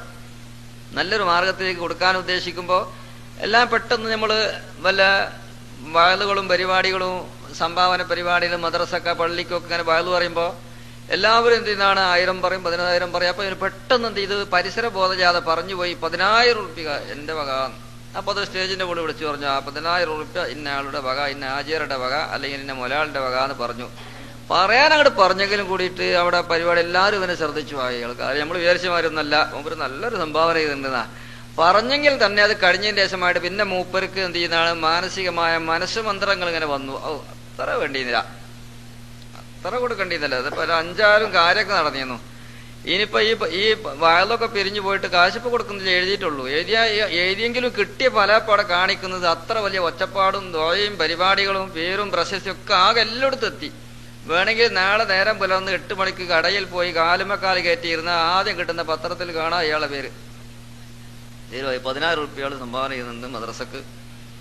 പക്ഷെ അത് കൊടുക്കുന്ന ആ സമയം കൂടെ ആകുമ്പോഴേക്കും ഇങ്ങനെ കയ്യിന് ചെറിയൊരു വിറല്, ചെറിയൊരു ഭാഗത്തിന്റെ സുഖമൊന്നുമല്ല, ചെറിയൊരു വിറല്, മനസ്സിന് ഇങ്ങനെ ഒരു ഇളക്കം. പിന്നെ ഇങ്ങനെ എന്ത് ചെയ്യാതെ അങ്ങോട്ട് വെച്ച് ഇങ്ങോട്ട് ഇപ്പത്തര കുറേശ്ശേനെ കൊടുത്തിട്ടും കൊടുക്കാതൊക്കെ. എന്തേതിന്റെ കാരണം? ശുഹിഹ, ശരീരത്തിന്റെ ലുബ്ധത്തരം, ശരീരത്തിന്റെ ആ ലുബ്ധത്തരം, ബഖീലത്തരം, ബഖീല്. അതാണ് ഇമാം നബവി റളിയല്ലാഹു അൻഹു പറയുന്നത് മുജാഹദത്തുൻ നഫ്സി ലി ശുഹിഹ. പരിശുദ്ധ ഖുർആനിൽ അല്ലാഹു പറയുന്നത് വമൻ യൂഖ ശുഹ നഫ്സിഹി ഫഉലൈക ഹുമുൽ മുഫ്ലിഹൂൻ. ശരീരത്തിന്റെ ആ ലുബ്ധത്തരങ്ങൾ ഉണ്ടല്ലോ, നല്ല കാര്യത്തിലേക്ക് ശരീരത്തിന് അങ്ങോട്ട് വരുന്ന സമയത്ത് അതിങ്ങനെ ബേക്കടിക്കുക. അത് കൊടുക്കുന്ന വിഷയത്തിലും ആവാ, പ്രവൃത്തിയിലാവാ, എല്ലാത്തിലും ഇങ്ങനെ ബേക്കിലേക്ക് പോകുമ്പോൾ അത് പറ്റുകയില്ല. ശരീരത്തിൽ രണ്ട് ശക്തി പ്രവർത്തിക്കുന്നുണ്ട്, ലമ്മത്തുൽ മലക്ക്, ലമ്മത്തു ഷൈത്താൻ. ലമ്മത്തുൽ മലക്ക് എന്ന് പറയും മലക്കിയായ ഒരു കഴിവ് അല്ലാഹു തആല ഒരു മുസ്ലിമായ മനുഷ്യന്റെ ശരീരത്തിൽ വെച്ചിരിക്കുക. അത് അവന്റെ ബുദ്ധി ആ ലമ്മത്തുൽ മലക്കിനെ സഹായിക്കുകയാണ്. അപ്പൊ ബുദ്ധിയും ഈ ലമ്മത്തുൽ മലക്ക് എന്ന് പറയപ്പെടുന്ന നല്ലതിലേക്ക് അവനെ പ്രേരിപ്പിക്കാനുള്ളതായ ഒരു ഉപദേഷ്ടാവ്, അതാണ് ലമ്മത്തുൽ മലക്ക്. അതിനെ സഹായിക്കുന്നതായ ഒരു ശക്തിയാണ് അവന്റെ അഖല്, അവന്റെ ബുദ്ധി. അപ്പൊ ഈ ബുദ്ധിയും ഈ മലക്കിരിയായ ശക്തിയും കൂടി ഇങ്ങനെ നല്ലതിലേക്ക് ഇങ്ങനെ പ്രേരിപ്പിക്കുമ്പോൾ അതിനെ മറികടക്കുന്ന രണ്ട് ശക്തികൾ അതിന്റെ മറുവശത്തുണ്ട്. അതേതാ? അത് ലമ്മത്തു ഷൈത്താനും ലമ്മത്തു നഫ്സുമാണ്. ലമ്മത്തു നഫ്സ് എന്ന് പറയപ്പെടുന്ന ഈ നഫ്സിയായ ഈ ഒരു ശക്തി ഉണ്ടല്ലോ, അത് വെറും മോശമായിരിക്കുന്ന രീതിയിൽ ഇന്ന നഫ്സല അമ്മാറത്തും ബിസൂഅ് വന്നഫ്സു കത്ഫിലി ഇൻ തുഹ്മിൽഹു ശബ്ബ അലാ ഹുബ്ബിർ റളായി വ ഇൻ തഫ്തിംഹു യൻഫതിമി. മഹാനായ ഇമാം ബൂസൂരി റളിയല്ലാഹു അൻഹു നഫ്സിന്റെ മോശത്തരങ്ങൾ പലയിടങ്ങളിലും അദ്ദേഹത്തിന്റെ ബുറൂദാവ് എന്ന ഖസീദയിൽ വിവരിച്ചു. യൂസുഫ് നബി അലൈഹിസ്സലാം അതാ പറയുന്നു, ഇന്ന നഫ്സല അമ്മാറത്തും ബിസൂഅ്, അമ്മാറത്താണ്, ആമിറത്തും കൂടിയല്ലാതെ അമ്മാറത്താകുന്നു. ശക്തിയായി പ്രേരണ നൽകും. പറഞ്ഞ തന്നെ പറഞ്ഞിട്ട് പിന്നെയും പിന്നെയും ശരീരത്തിനെ നല്ലതിൽ നിന്ന് മാറ്റി നിർത്തി വടക്കിലേക്കുള്ളതായിരിക്കുന്ന പ്രോത്സാഹനങ്ങളോ അതിനുള്ളതായിരിക്കുന്ന അവസരങ്ങളും ഉണ്ടാക്കി കൊടുക്കുന്ന സ്വഭാവമാണ് നഫ്സിനക്ക്. അപ്പോ അതോടുകൂടെ ലമ്മത്തു ഷൈത്താൻ, ഷൈത്താന്റേതായിരിക്കുന്ന സ്വഭാവം ഇന്നമാ യുരീദു ശൈത്താനു യുഖിയ ബൈനകുമുൽ അദാവത വൽ ബഗ്ളാ. അല്ലാഹു സുബ്ഹാനഹു വ തആല പറഞ്ഞില്ലേ, ശൈത്താന്റെ പരിപാടി തന്നെ നിങ്ങളിൽ പരസ്പരമായി കലഹങ്ങളും കുഴപ്പങ്ങളും ഛിദ്രതകളും സ്നേഹക്കുറവുകളും അനായിക്യങ്ങളും അനിഷ്ട സംഭവങ്ങളൊക്കെ ഉണ്ടാക്കലാണ് അവന്റെ സ്വഭാവം തന്നെ. അപ്പൊ ഈ രണ്ട് ശക്തി എന്ത് ചെയ്തു? അവനെ പിന്നാക്കം പിടിച്ച് വലിക്കുമ്പോൾ ലമ്മത്തുൽ മലക്ക്, ലമ്മത്തു ഷൈത്താൻ എന്ന് പറയപ്പെടുന്നത് അവനെ മുന്നോട്ട് വലിക്കണം. അത് വളരെ അപൂർവമാണ്. ആ രണ്ട് ശക്തിനെ എന്ത് ചെയ്യുന്ന പിടിച്ചാൽ അത് മറികടന്നിട്ട് ഈ രണ്ട് ശക്തിയെ വിജയിക്കൽ കുറവാ. ഇതിനെ ലമ്മത്തു ഷൈത്താൻ, ലമ്മത്തു നഫ്സ് എന്ന് പറയപ്പെടുന്നതിനാണ് കൂടുതൽ ശക്തിയുള്ളത്. അത് മറികടന്നിട്ട് അതൊന്നും ശരിയല്ല, ആ പ്രേരണകളും ഉപദേശങ്ങളും ശരിയല്ല, ഞാൻ നല്ലതിലേക്ക് പോവുകയാണ്, നല്ലത് പറയുകയാണ് എന്നത് അവൻ എന്ത് ചെയ്യാണ്? പിടിച്ചാൽ വളരെ കുറഞ്ഞ ആളുകൾക്ക് മാത്രമാണ് ലഭിക്കുക. അതുകൊണ്ട് അള്ളാഹുവിന്റെ പരിശുദ്ധമായ ഹറമിലേക്ക് പോകുന്നതായ ഒരു മനുഷ്യൻ മുജാഹദത്തുൻ നഫ്സി, അവന്റെ ശരീരമായി ജിഹാദ് ചെയ്യുക, പോരാട്ടം നടത്തലാകുന്നു. ശക്തിയായി അതിനെ എതിരിട്ട് മല്ലിട്ട് കൊണ്ട് പോരാട്ടം നടത്തുക. ലിശുഹിഹ, അതിന്റെ ബഹീരതരത്തിനോട്. അപ്പൊ നല്ല മാർഗത്തിലേക്ക് ചെലവഴിക്കാനുള്ള ഘട്ടങ്ങളും അവസരങ്ങളൊക്കെ ഉണ്ടാകുമ്പോൾ ഒന്നും ചിന്തിക്കാതെ കണ്ട് ഈ കൊടുത്തതിന് പകരമായി നാളെ കൊടുക്കാൻ നമുക്ക് ഇവിടെ അവസരമില്ല, മറ്റന്നാ നമുക്ക് ഇവിടെ അവസരമില്ല, അടുത്ത ഭാവിയിൽ എനിക്ക് ഇനി സമയം കിട്ടുമോ എന്നെനിക്ക് പറയാനൊക്കെ ഇല്ല. ഏതൊരു ആഖിറത്തിന്റെ അമല് ചെയ്യുമ്പോഴും ചിന്തിക്കേണ്ടതെന്ന അമലി, ഇത് എന്റെ അവസാനത്തതായിരിക്കുന്ന അമലാണ്. നബി സല്ലല്ലാഹു അലൈഹി വസല്ലം തങ്ങൾ പറയുന്നതാണ്, നിങ്ങൾ എന്ത് ചെയ്യണം? വഅമലി ആഖിറതിക വഅമലി ദുനിയാക കഅന്നക ലാ തമൂതു ഗദാ വഅമലി ആഖിറതിക കഅന്നക തമൂതു ഗദാ. ദുനിയാവിന് വേണ്ടി എന്ത് ചെയ്യുമ്പോഴും തീരുമാനിക്കണം, ഞാൻ തീരെ മരിക്കില്ല. ഒരു വീടുണ്ടാക്കുമ്പോൾ നീ തീരുമാനിക്കണം എന്താ? മരണം ഇന്നും നാളെയും മറ്റന്നാളും അടുത്ത കാലത്തൊന്നും മരിക്കാന്ന് പറയുന്ന സംഭവം തന്നെ ഉണ്ടാവുകയില്ല എന്ന് വിചാരിച്ചിട്ട് വീട് വെക്കണം. നീ ഒരു തെങ്ങിൻ്റെതായ തൈ കുഴിച്ചിടുന്ന സമയത്ത് അടുത്ത കാലത്തൊന്നും എനിക്ക് മരണമില്ല. ഒരു മാവിന്റെ തൈ കുഴിച്ചിടുമ്പോഴും നിനക്കുണ്ടാവേണ്ടത് ഒരു പിലാവിന്റെ തൈ കുഴിച്ചിടുമ്പോഴും ഉണ്ടാവണം എനിക്ക് മരണമില്ല. എന്താണിത് പറയാനുള്ള കാരണം? ഞാൻ നാളെയോ മറ്റന്നാളോ ഇവിടെ മരിച്ചു പോവുകയാണ്, എനിക്കിവിടെ വീടിന് ആവശ്യമില്ല, അതുകൊണ്ട് നീ വീട് ഭദ്രമാക്കുകയില്ല. നീ നല്ലതായ രൂപത്തിൽ ആ വീട് ഭദ്രമായി കെട്ടുറപ്പോടുകൂടെ നീ കാത്തു സൂക്ഷിച്ച് ഉണ്ടാക്കിയ നിന്റെ തലമുറകളായ പരമ്പരകളാവുന്ന കുടുംബാദികൾക്കൂടെ പാർക്കണമെങ്കിൽ ഈ ഒരു ചിന്താഗതിയിലൂടെ നല്ലൊരു വീട് നീ ഉണ്ടാക്കണം. അപ്പോഴാണ് ബാക്കിയുള്ളവർക്ക് നീ കാരണമായി ഉപകാരം ഉണ്ടാകുന്നത്. നീ നാളെ മരിക്കും മറ്റന്നാ മരിക്കുമെന്നൊക്കുമ്പോൾ ചിന്തിക്കുകയാണ്, എന്തിനാണ് ഇപ്പൊ ഞാൻ തെങ്ങ് വെക്കുന്നത്, എന്തിനാണ് ഞാൻ വാഴ വെക്കുന്നത്, എന്തിനാണ് ഞാൻ മറ്റുള്ളതായ കായകണികൾ ഉണ്ടാക്കുന്നത് എന്ന് ചിന്തിച്ചാൽ ഇവിടെ ആരാണ് ഭാവിയുള്ള ആളുകൾ, ഭാവിയിലുള്ളവർക്ക് പ്രവർത്തിക്കാനുള്ളത്? അതുകൊണ്ട് നിന്റെ പ്രവർത്തന ഫലമായി ബാക്കിയുള്ളവർക്ക് ഉപകാരം കിട്ടാൻ വേണ്ടിയിട്ട് നാളത്തെ നാളും മറ്റന്നാളൊന്നും മരിക്കുക എന്നുള്ളത് ഉണ്ടാവുകയില്ല എന്നൊരു ബാഹ്യമായ ഒരു ചിന്ത നീ അതിലേക്ക് ഇട്ടുകൊടുക്കണം. അതേ സമയത്ത് വഅമലി ആഖിറതിക അന്നക തമൂതു ഗദാ, ആഖിറത്തിന് വേണ്ടി എന്തൊന്ന് ചെയ്യാണെങ്കിലും നീ ചിന്തിക്കേണ്ടത് നിസ്കരിക്കാൻ നിൽക്കുന്നതായ മനുഷ്യനമാവുന്നക്ക് അന്നഹാദിഹി സലാത്തു മുബദ്ദിഇൻ, എന്റെ അവസാനത്തെ നിസ്കാരമാണ്. ഇന്നൊക്കെ നമ്മൾ എല്ലാവരും ഇശ നിസ്കരിച്ചില്ലേ സഹോദരന്മാരെ? അല്ലാഹു കബൂലാക്കുമാറാവട്ടെ. നാളത്തെ ഇശാ നിസ്കാരത്തിന് ഞാനോ നിങ്ങളോ ഇവിടെ ഉണ്ടാകുമെന്ന് വല്ല ഗ്യാരണ്ടിയും ഉണ്ടോ? ഒരു ഗ്യാരണ്ടിയുമില്ല, ഒരു പ്രതീക്ഷയും നമുക്കില്ല. അള്ളാഹു തന്നെങ്കിൽ തന്നു, അവന്റെ താഴത്തിലും അവന്റെ പൊരുത്തത്തിലും ദീർഘായുസ് അള്ളാഹു നമുക്ക് തരുമാറാവട്ടെ. ഏതൊരു അമലുകളാണെങ്കിലും അങ്ങനെ തന്നെയാണ്. അതുകൊണ്ട് അങ്ങനെ നീ ചിന്തിച്ചു കഴിഞ്ഞാൽ ആ ചെയ്യുന്ന പണി വളരെ വൃത്തിയാക്കും. നാളേക്ക് എനിക്ക് ചെയ്യാൻ പറ്റുമല്ലോ. അപ്പൊ അതുകൊണ്ട് എന്റെ അവസാനത്താണെങ്കിൽ ഇത് കണക്ക് പരിശോധിക്കുമ്പോൾ ഇതിൽ കേടുപറ്റാൻ പറ്റുകയില്ലല്ലോ. എന്റെ അന്തിമമായ കണക്കാണ്. ഈ കണക്കിൽ പിഴവ് സംഭവിക്കാൻ പറ്റുകയില്ല. ഇനി കണക്ക് കൂട്ടാൻ എനിക്ക് അവസരവും കിട്ടുകയില്ല. അതുകൊണ്ട് നാളത്തൊരു നാളിന് വേണ്ടി നീ എന്ത് ചെയ്യുമ്പോഴും നിന്റെ ശരീരമായ ലുബ്ധത്തരത്തിനോട് മല്ലടിച്ചുകൊണ്ട് പോരാടിക്കൊണ്ട് നീ നല്ലതിലേക്ക് മറികടക്കണം. അതിൽ ഏറ്റവും നല്ലത് ഒരു സുവർണാവസരം ഏതാകുന്നു? ഫീ തരീഖി സാലിക്കിൽ ഹജ്ജാകുന്നു. ഇമാം നബി റളിയല്ലാഹു അൻഹു പറയുകയാണ്. അതാണ് അല്ലാഹുവിന്റെ ഖുർആനും പറഞ്ഞത്, വമൻ യൂഖ ശുഹ നഫ്സിഹി. ആരെങ്കിലും ശരീരത്തിന്റെ ലുബ്ധത്തരത്തിനെ കാക്കപ്പെട്ടാൽ, അതിനെ മറികടന്നാൽ അവൻ ആരായി? ഫൗലായികഹുമുൽ മുഫ്ലിഹൂൻ. അവർ നല്ല മനുഷ്യന്മാരാകുന്നു. നാലാമത്തതായിരിക്കുന്ന കാര്യം അദ്ദേഹം പറയുകയാണ്, ഇതിന്റെ അനുഭവങ്ങളൊക്കെ ഹജ്ജിന് പോയാൽ ഇൻഷാ അല്ലാഹ് അവിടെ അറിയാം.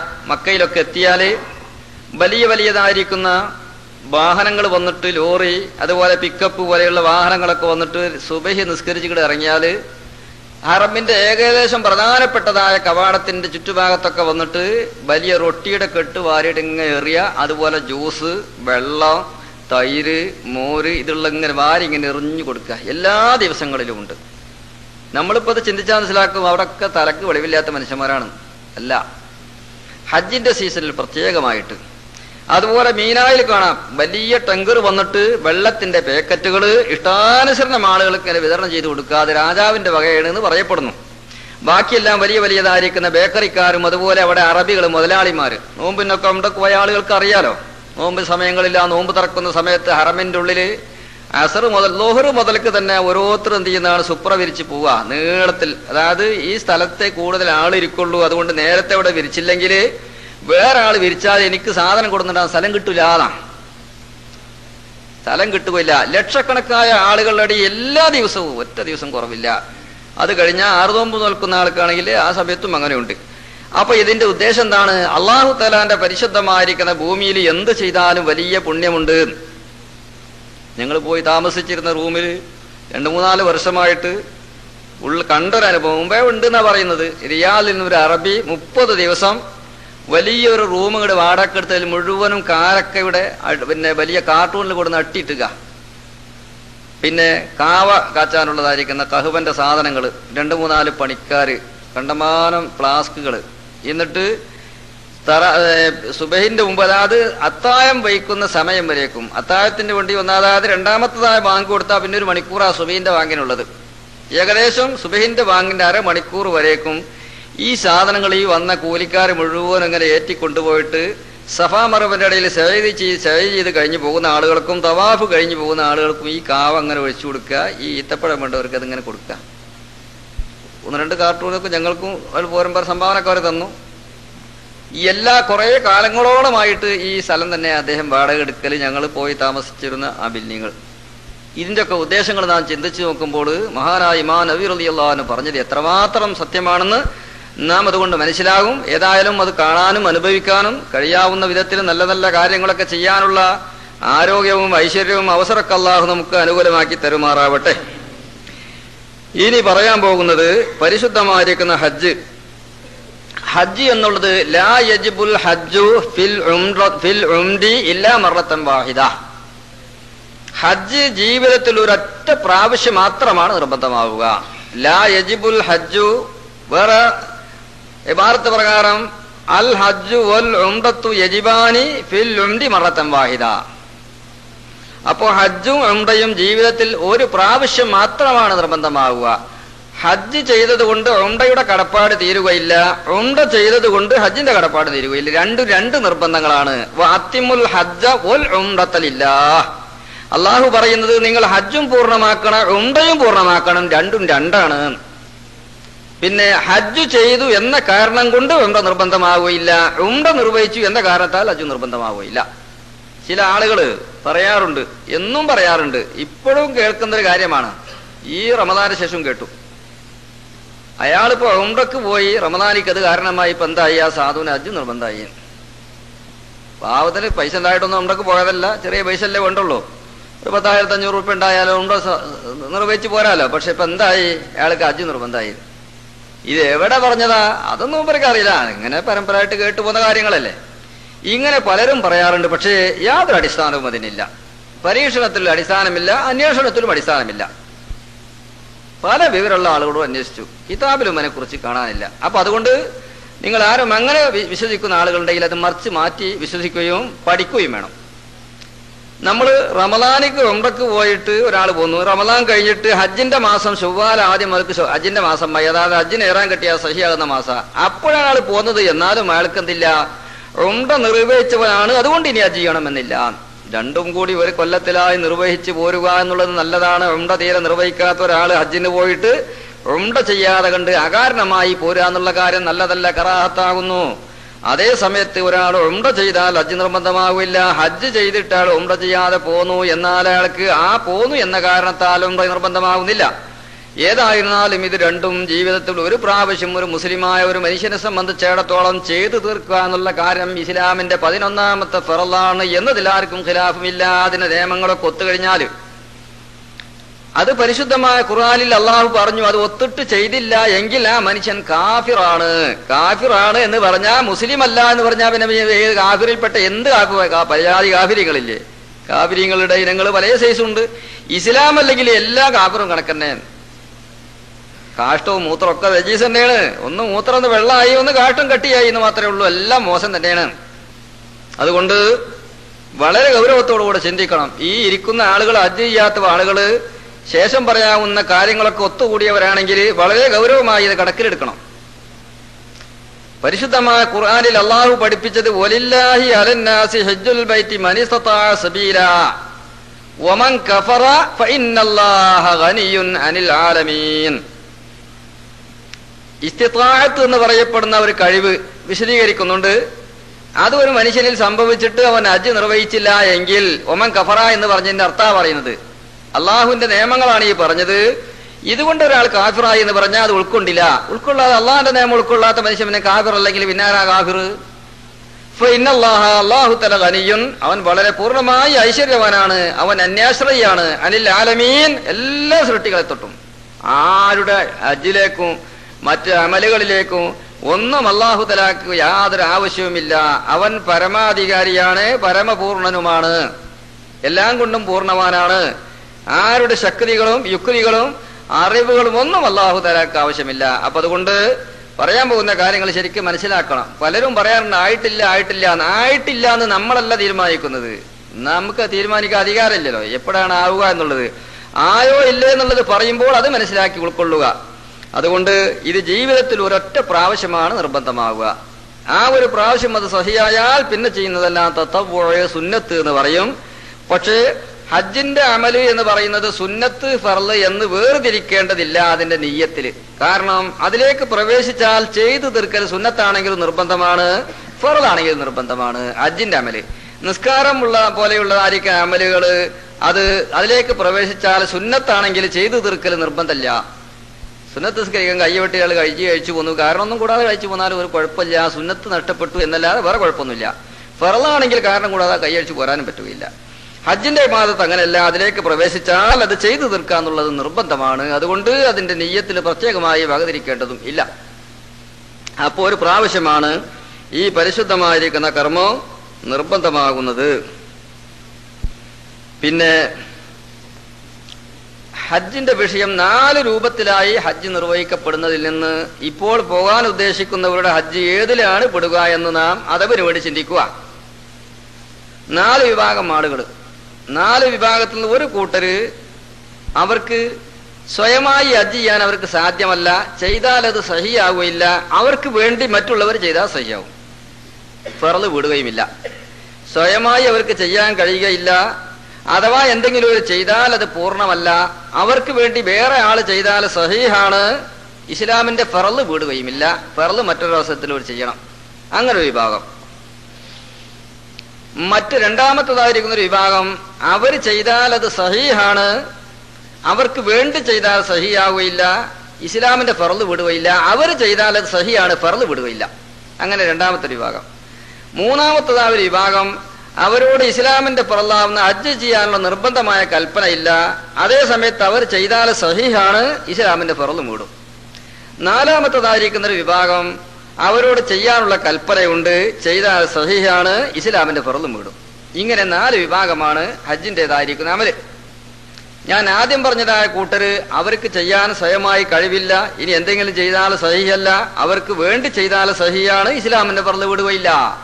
അത് ചെറിയതായ കുഞ്ഞുങ്ങള്, 2 വയസ്സും 3 വയസ്സും 4 വയസ്സൊക്കെ ആയ കുട്ടികള്, അതുപോലെ ഭ്രാന്തന്മാര്, അവർ ചെയ്താൽ അത് സഹിയല്ല, അവർക്ക് വേണ്ടി ചെയ്താൽ സഹിയാണ്, ഇസ്ലാമിന്റെ ഫർള് അത് വിടുകയില്ല. കുട്ടികൾക്ക് വേണ്ടി ഹജ്ജ് ചെയ്താ ഹജ്ജ് സഹിയാണ്. പിന്നീട് എന്ത് ചെയ്യണം? അവർ പ്രായപൂർത്തിയായാൽ അതിന്റെ കാര്യങ്ങളൊക്കെ അവരിൽ ഒത്തിണങ്ങിയിട്ടുണ്ടെങ്കിൽ നിർബന്ധമായി ഹജ്ജ് ചെയ്തേ പറ്റുകയുള്ളൂ.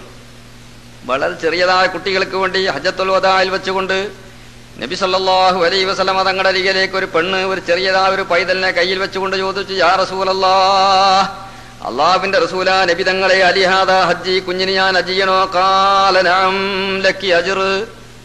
നബി തങ്ങൾ പറഞ്ഞു, നഅം ചെയ്യാം, ഒരു വിരോധവുമില്ല, ലക്കി അജ്റും, അതിന്റെ കൂലി നിനക്കാകുന്നു. അപ്പൊ ആ കുട്ടിയെ കൊണ്ട് ഹജ്ജ് ചെയ്യൽ പിന്നെ എങ്ങനെ? കുട്ടിയെ കൊണ്ട് എല്ലാ കാര്യം സാധാരണ നമ്മൾ എന്ത് ചെയ്യാറ്, പകരമായിട്ട് നമ്മൾ നിർവഹിക്കൽ തന്നെ ചെറിയ കുട്ടിയെ കൊണ്ട്. ആ കുട്ടിക്ക് വേണ്ടി നമ്മുടെ സ്വന്തമായ അമലുകളൊക്കെ കഴിഞ്ഞതിന്റെ ശേഷം ആ കുട്ടിക്ക് വേണ്ടി നാം എന്ത് ചെയ്യുക, കാര്യങ്ങളൊക്കെ നിർവഹിച്ചാൽ ഏറ്റവും വലിയ പുണ്യമാണ് അതിന്റെ രക്ഷിതാക്കൾക്ക്. രക്ഷിതാവ് എന്ന് പറഞ്ഞാൽ ഉമ്മ രക്ഷിതാവല്ല, ബാപ്പയാണ് രക്ഷിതാവിന്റെ ഭാഗത്തിൽ കൂടെ ബാപ്പയും ബാപ്പന്റെ പരമ്പരകളുമാണ്, അവരാണ് ആ കാര്യങ്ങൾ നിർവഹിക്കേണ്ടത് എന്ന് പിന്നീട് പറയും ഇൻഷാ അല്ലാഹ്. അപ്പോ അവരുടെ ഇസ്ലാമിന്റെ ഫർള് വീടിയില്ല, അവർക്ക് വേണ്ടി ചെയ്താൽ സഹിയാണ്, അവർ ചെയ്താൽ സഹിയാവുകയില്ല, അവർക്ക് ചെയ്യാൻ അവർക്ക് തമ്മീസ് ഇല്ലാത്തതുകൊണ്ട്. രണ്ടാമത്തെ ഒരു വിഭാഗം, അവർ ചെയ്താൽ സഹിയാണ്, ഇസ്ലാമിന്റെ ഫർള് വീടുകയില്ല, ചെയ്യാൻ അവരോട് കൽപ്പന ഇല്ല, അഥവാ ചെയ്താലോ സഹിയാണ്. മുമയ്യിസായ കുട്ടികൾ, ഏകദേശം ഒരു 7 വയസ്സ് മുതൽക്ക് മേൽപോട്ടുള്ളതായിരിക്കുന്ന കുട്ടികൾ ചെയ്താൽ അത് സഹിയാണ്. അവരുടെ ഇഹ്റാം, തവാഫ്, സഅയ്, അതുപോലെ ഹൽക്ക്, ഉഖൂഫും ബി അറഫ പോലെയുള്ള കാര്യങ്ങളൊക്കെ ചെയ്താൽ അത് സഹിയാണ്. എന്നാൽ ചെയ്യണമെന്നവരോട് കൽപ്പനയുണ്ടോ? ഇല്ല, കൽപ്പനയില്ല, ചെയ്താൽ സഹിയാണ്. ഇനി പ്രായപൂർത്തിയായാൽ വേറെ അവർ ഹജ്ജ് ചെയ്യണം, അവർ ഹജ്ജിന്റെ ഫർള് വീടിയിട്ടില്ല. മൂന്നാമത്തേതായിരിക്കുന്ന ഒരു വിഭാഗം അവരോട് ചെയ്യാൻ ഹജ്ജ് ചെയ്യണമെന്നുള്ള കൽപ്പനയില്ല, ചെയ്താൽ സഹിയാണ്, ഇസ്ലാമിന്റെ ഫർള് വീടുന്നതാണ്. അതാരാ? അത് കഴിവില്ലാത്തതായ ആളുകൾ, മക്കയിലേക്ക് പോകാൻ സാമ്പത്തികമായി സ്വയമായ കഴിവുകളൊന്നുമില്ല, അതുപോലെ രോഗിയാണ്, ഏതോ വിധത്തിൽ അവിടെ എത്തപ്പെട്ടിട്ട് അവർ ചെയ്തപ്പോ അവർ സഹിയായി.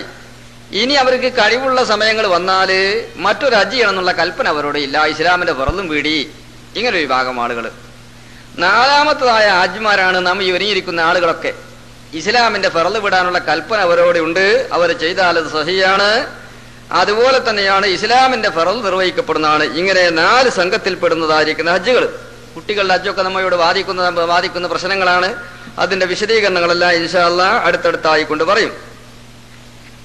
പിന്നെ അപ്പൊ മുസ്ലിം ആവുക എന്നുള്ളത് ഹജ്ജിന്റെ ഒരു നിബന്ധന. ഇസ്ലാം ആയതോടുകൂടെ ഇസ്ലാമിന്റെ ഫർള് ഇസ്ലാമിയങ്ങൾക്കല്ലേ ഉള്ളൂ. ബുനിയൽ ഇസ്ലാമു എന്ന് പറഞ്ഞുകൊണ്ടാണ് ആദ്യമായി അല്ലാഹു സുബ്ഹാനഹു നബി സല്ലല്ലാഹു അലൈഹി വസല്ലം തങ്ങൾ തുടങ്ങിയത്. ബുനിയൽ ഇസ്ലാമു, ഇസ്ലാമിന് എടുക്കപ്പെട്ടിരിക്കുന്നു എന്നാ. അപ്പൊ മുസ്ലിമീങ്ങൾക്കാണ് ഹജ്ജ്. കാഫിരീങ്ങൾ ഹജ്ജ് ചെയ്തിരുന്നു ഇസ്ലാമിന് മുമ്പ്. നമ്മൾ പറഞ്ഞല്ലോ അവരെ തവാഫിന്റെ ഐറ്റങ്ങളൊക്കെ, ഉടുവസ്ത്രമില്ലാതെ കണ്ട്, നൂലുബന്ധമില്ലാതെ കണ്ട്, രാത്രി സമയത്ത് സ്ത്രീകളും പകൽ സമയത്ത് പുരുഷന്മാരും തവാഫ് ചെയ്തിട്ട് അതൊക്കെ ഹജ്ജാണ് എന്നവർ മനസ്സിലാക്കിയിരുന്നു. അതൊക്കെ നബി സല്ലല്ലാഹു അലൈഹി വസല്ലം തങ്ങൾ അതൊക്കെ ക്യാൻസൽ ആക്കിയിട്ട് ഹജ്ജിന്റെ നിയമങ്ങളൊക്കെ നേരത്തെ ഇബ്രാഹിം നബി അലൈഹി ഇസ്ലാം പഠിപ്പിച്ചതുപോലെ ജനങ്ങൾക്ക് പഠിപ്പിച്ചു. ആ ഇബ്രാഹിം നബി അലൈഹി ഇസ്ലാമിന്റെ കാലത്തുണ്ടായ ഹജ്ജാണ് ഇന്ന് നടന്നുകൊണ്ടിരിക്കുന്നത്. ഇലാ യൗമിൽ ഖിയാമ, ഖിയാമ നാൾ വരേക്കും അങ്ങനെയാണ്. അപ്പൊ സ്വന്തമായിട്ട് ചെയ്യാവുന്ന ഹജ്ജ്, പിന്നെ അതിനെക്കുറിച്ചാണ് പറയുന്നത്. അത് മുസ്ലിം ആവുക, അതുപോലെ തമ്മീസ് ഉണ്ടാവുക, വകതിരിവുണ്ടാവുക, അതായത് ബുദ്ധി ഉണ്ടാവുക എന്നർത്ഥം. അതാണ് തമ്മീസ് എന്ന് പറഞ്ഞ, ബുദ്ധി ഉണ്ടാവണം. അപ്പൊ ഒരു ഭ്രാന്തനാണെങ്കിൽ അവന്റെ ഹജ്ജ് സഹിയല്ല. അവന് വേണ്ടി ഹജ്ജ് ചെയ്താല് അതിന്റെ പ്രതിഫലം ആ ചെയ്ത ആളുകൾക്ക് ലഭിക്കും, പക്ഷേ അവന്റെ പക്കൽ നിന്ന് സഹിയല്ല. ബുദ്ധി ഉണ്ടാവുക, അതാണ് തമ്മീസ് എന്ന് പറയുന്നതുകൊണ്ട് ഉദ്ദേശിക്കപ്പെടുന്നത്. ഫലാ തസ്ഹു മുബാശറത്തുൽ മജ്നൂനി വസ്സബിയ്യില്ലദീ ലാ യുമയ്യിസു. പിന്നെ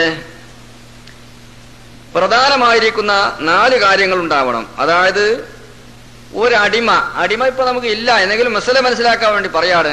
അടിമ സയ്യിദിന്റെ അനുമതി കൂടാതെ, യജമാനന്റെ അനുമതി കൂടാതെ അടിമ ഹജ്ജിന് പോയാൽ ഹജ്ജ് സഹിയാവുകയില്ല. ഒളിച്ചു ചാടിപ്പോയാലും സഹിയല്ല, അനുമതി കൂടാതെ പോയി ചെയ്താലും സഹിയാവുകയില്ല. അപ്പൊ മുസ്ലിം ആവണം, ബുദ്ധി ഉണ്ടാവണം, സ്വതന്ത്രനാവണം, അതോടുകൂടെ ബുലൂഗാവുക, പ്രായപൂർത്തിയായവനുമാവണം. അപ്പോഴാണ് ഹജ്ജ് പൂർണ്ണമായി ഇസ്ലാമിൻ്റെതായിരിക്കുന്ന ഫർള് വിടുന്നത്. അപ്പൊ ഒരു കഴിവില്ലാത്ത ഒരാൾ എങ്ങനെയെങ്കിലും ആരെങ്കിലും സഹായിച്ചിട്ട് എന്ത് ചെയ്തു, പല ആളുകൾക്കും ഹജ്ജിന് പോകുക എന്നുള്ള കാര്യം വളരെ ആഗ്രഹമുള്ള, ആർക്കും അത് ഒരു മടുപ്പുള്ള സംഗതിയല്ല. തീരെ ഹജ്ജിന് പോകാൻ വേണ്ടി എല്ലാം മടുത്തു. അതായത് പോവാൻ പറഞ്ഞ് കൂട്ടാക്കുന്നില്ല, പേടിയാ. എന്താ പേടി? വലിയ ജനത്തിറക്കും ജനക്കൂട്ടങ്ങളും. അതിന്റെ പുറമെ മീനായിലെ കല്ലേറാണ്. നാട്ടിൽ വന്നാൽ അധികം ആളുകൾ ചോദിക്കും ഇപ്രാവശ്യത്തെ കല്ലേറ് എങ്ങനെ ഉണ്ട്, ഇപ്രാവശ്യത്തെ കാള കൂട്ടാൻ പോയി എന്ന ഇപ്രാവശ്യത്തെ പൂട്ടെങ്ങനെ ഉണ്ട്. ഓരോരുത്തർക്കും ഓരോരോ താല്പര്യങ്ങളല്ലേ.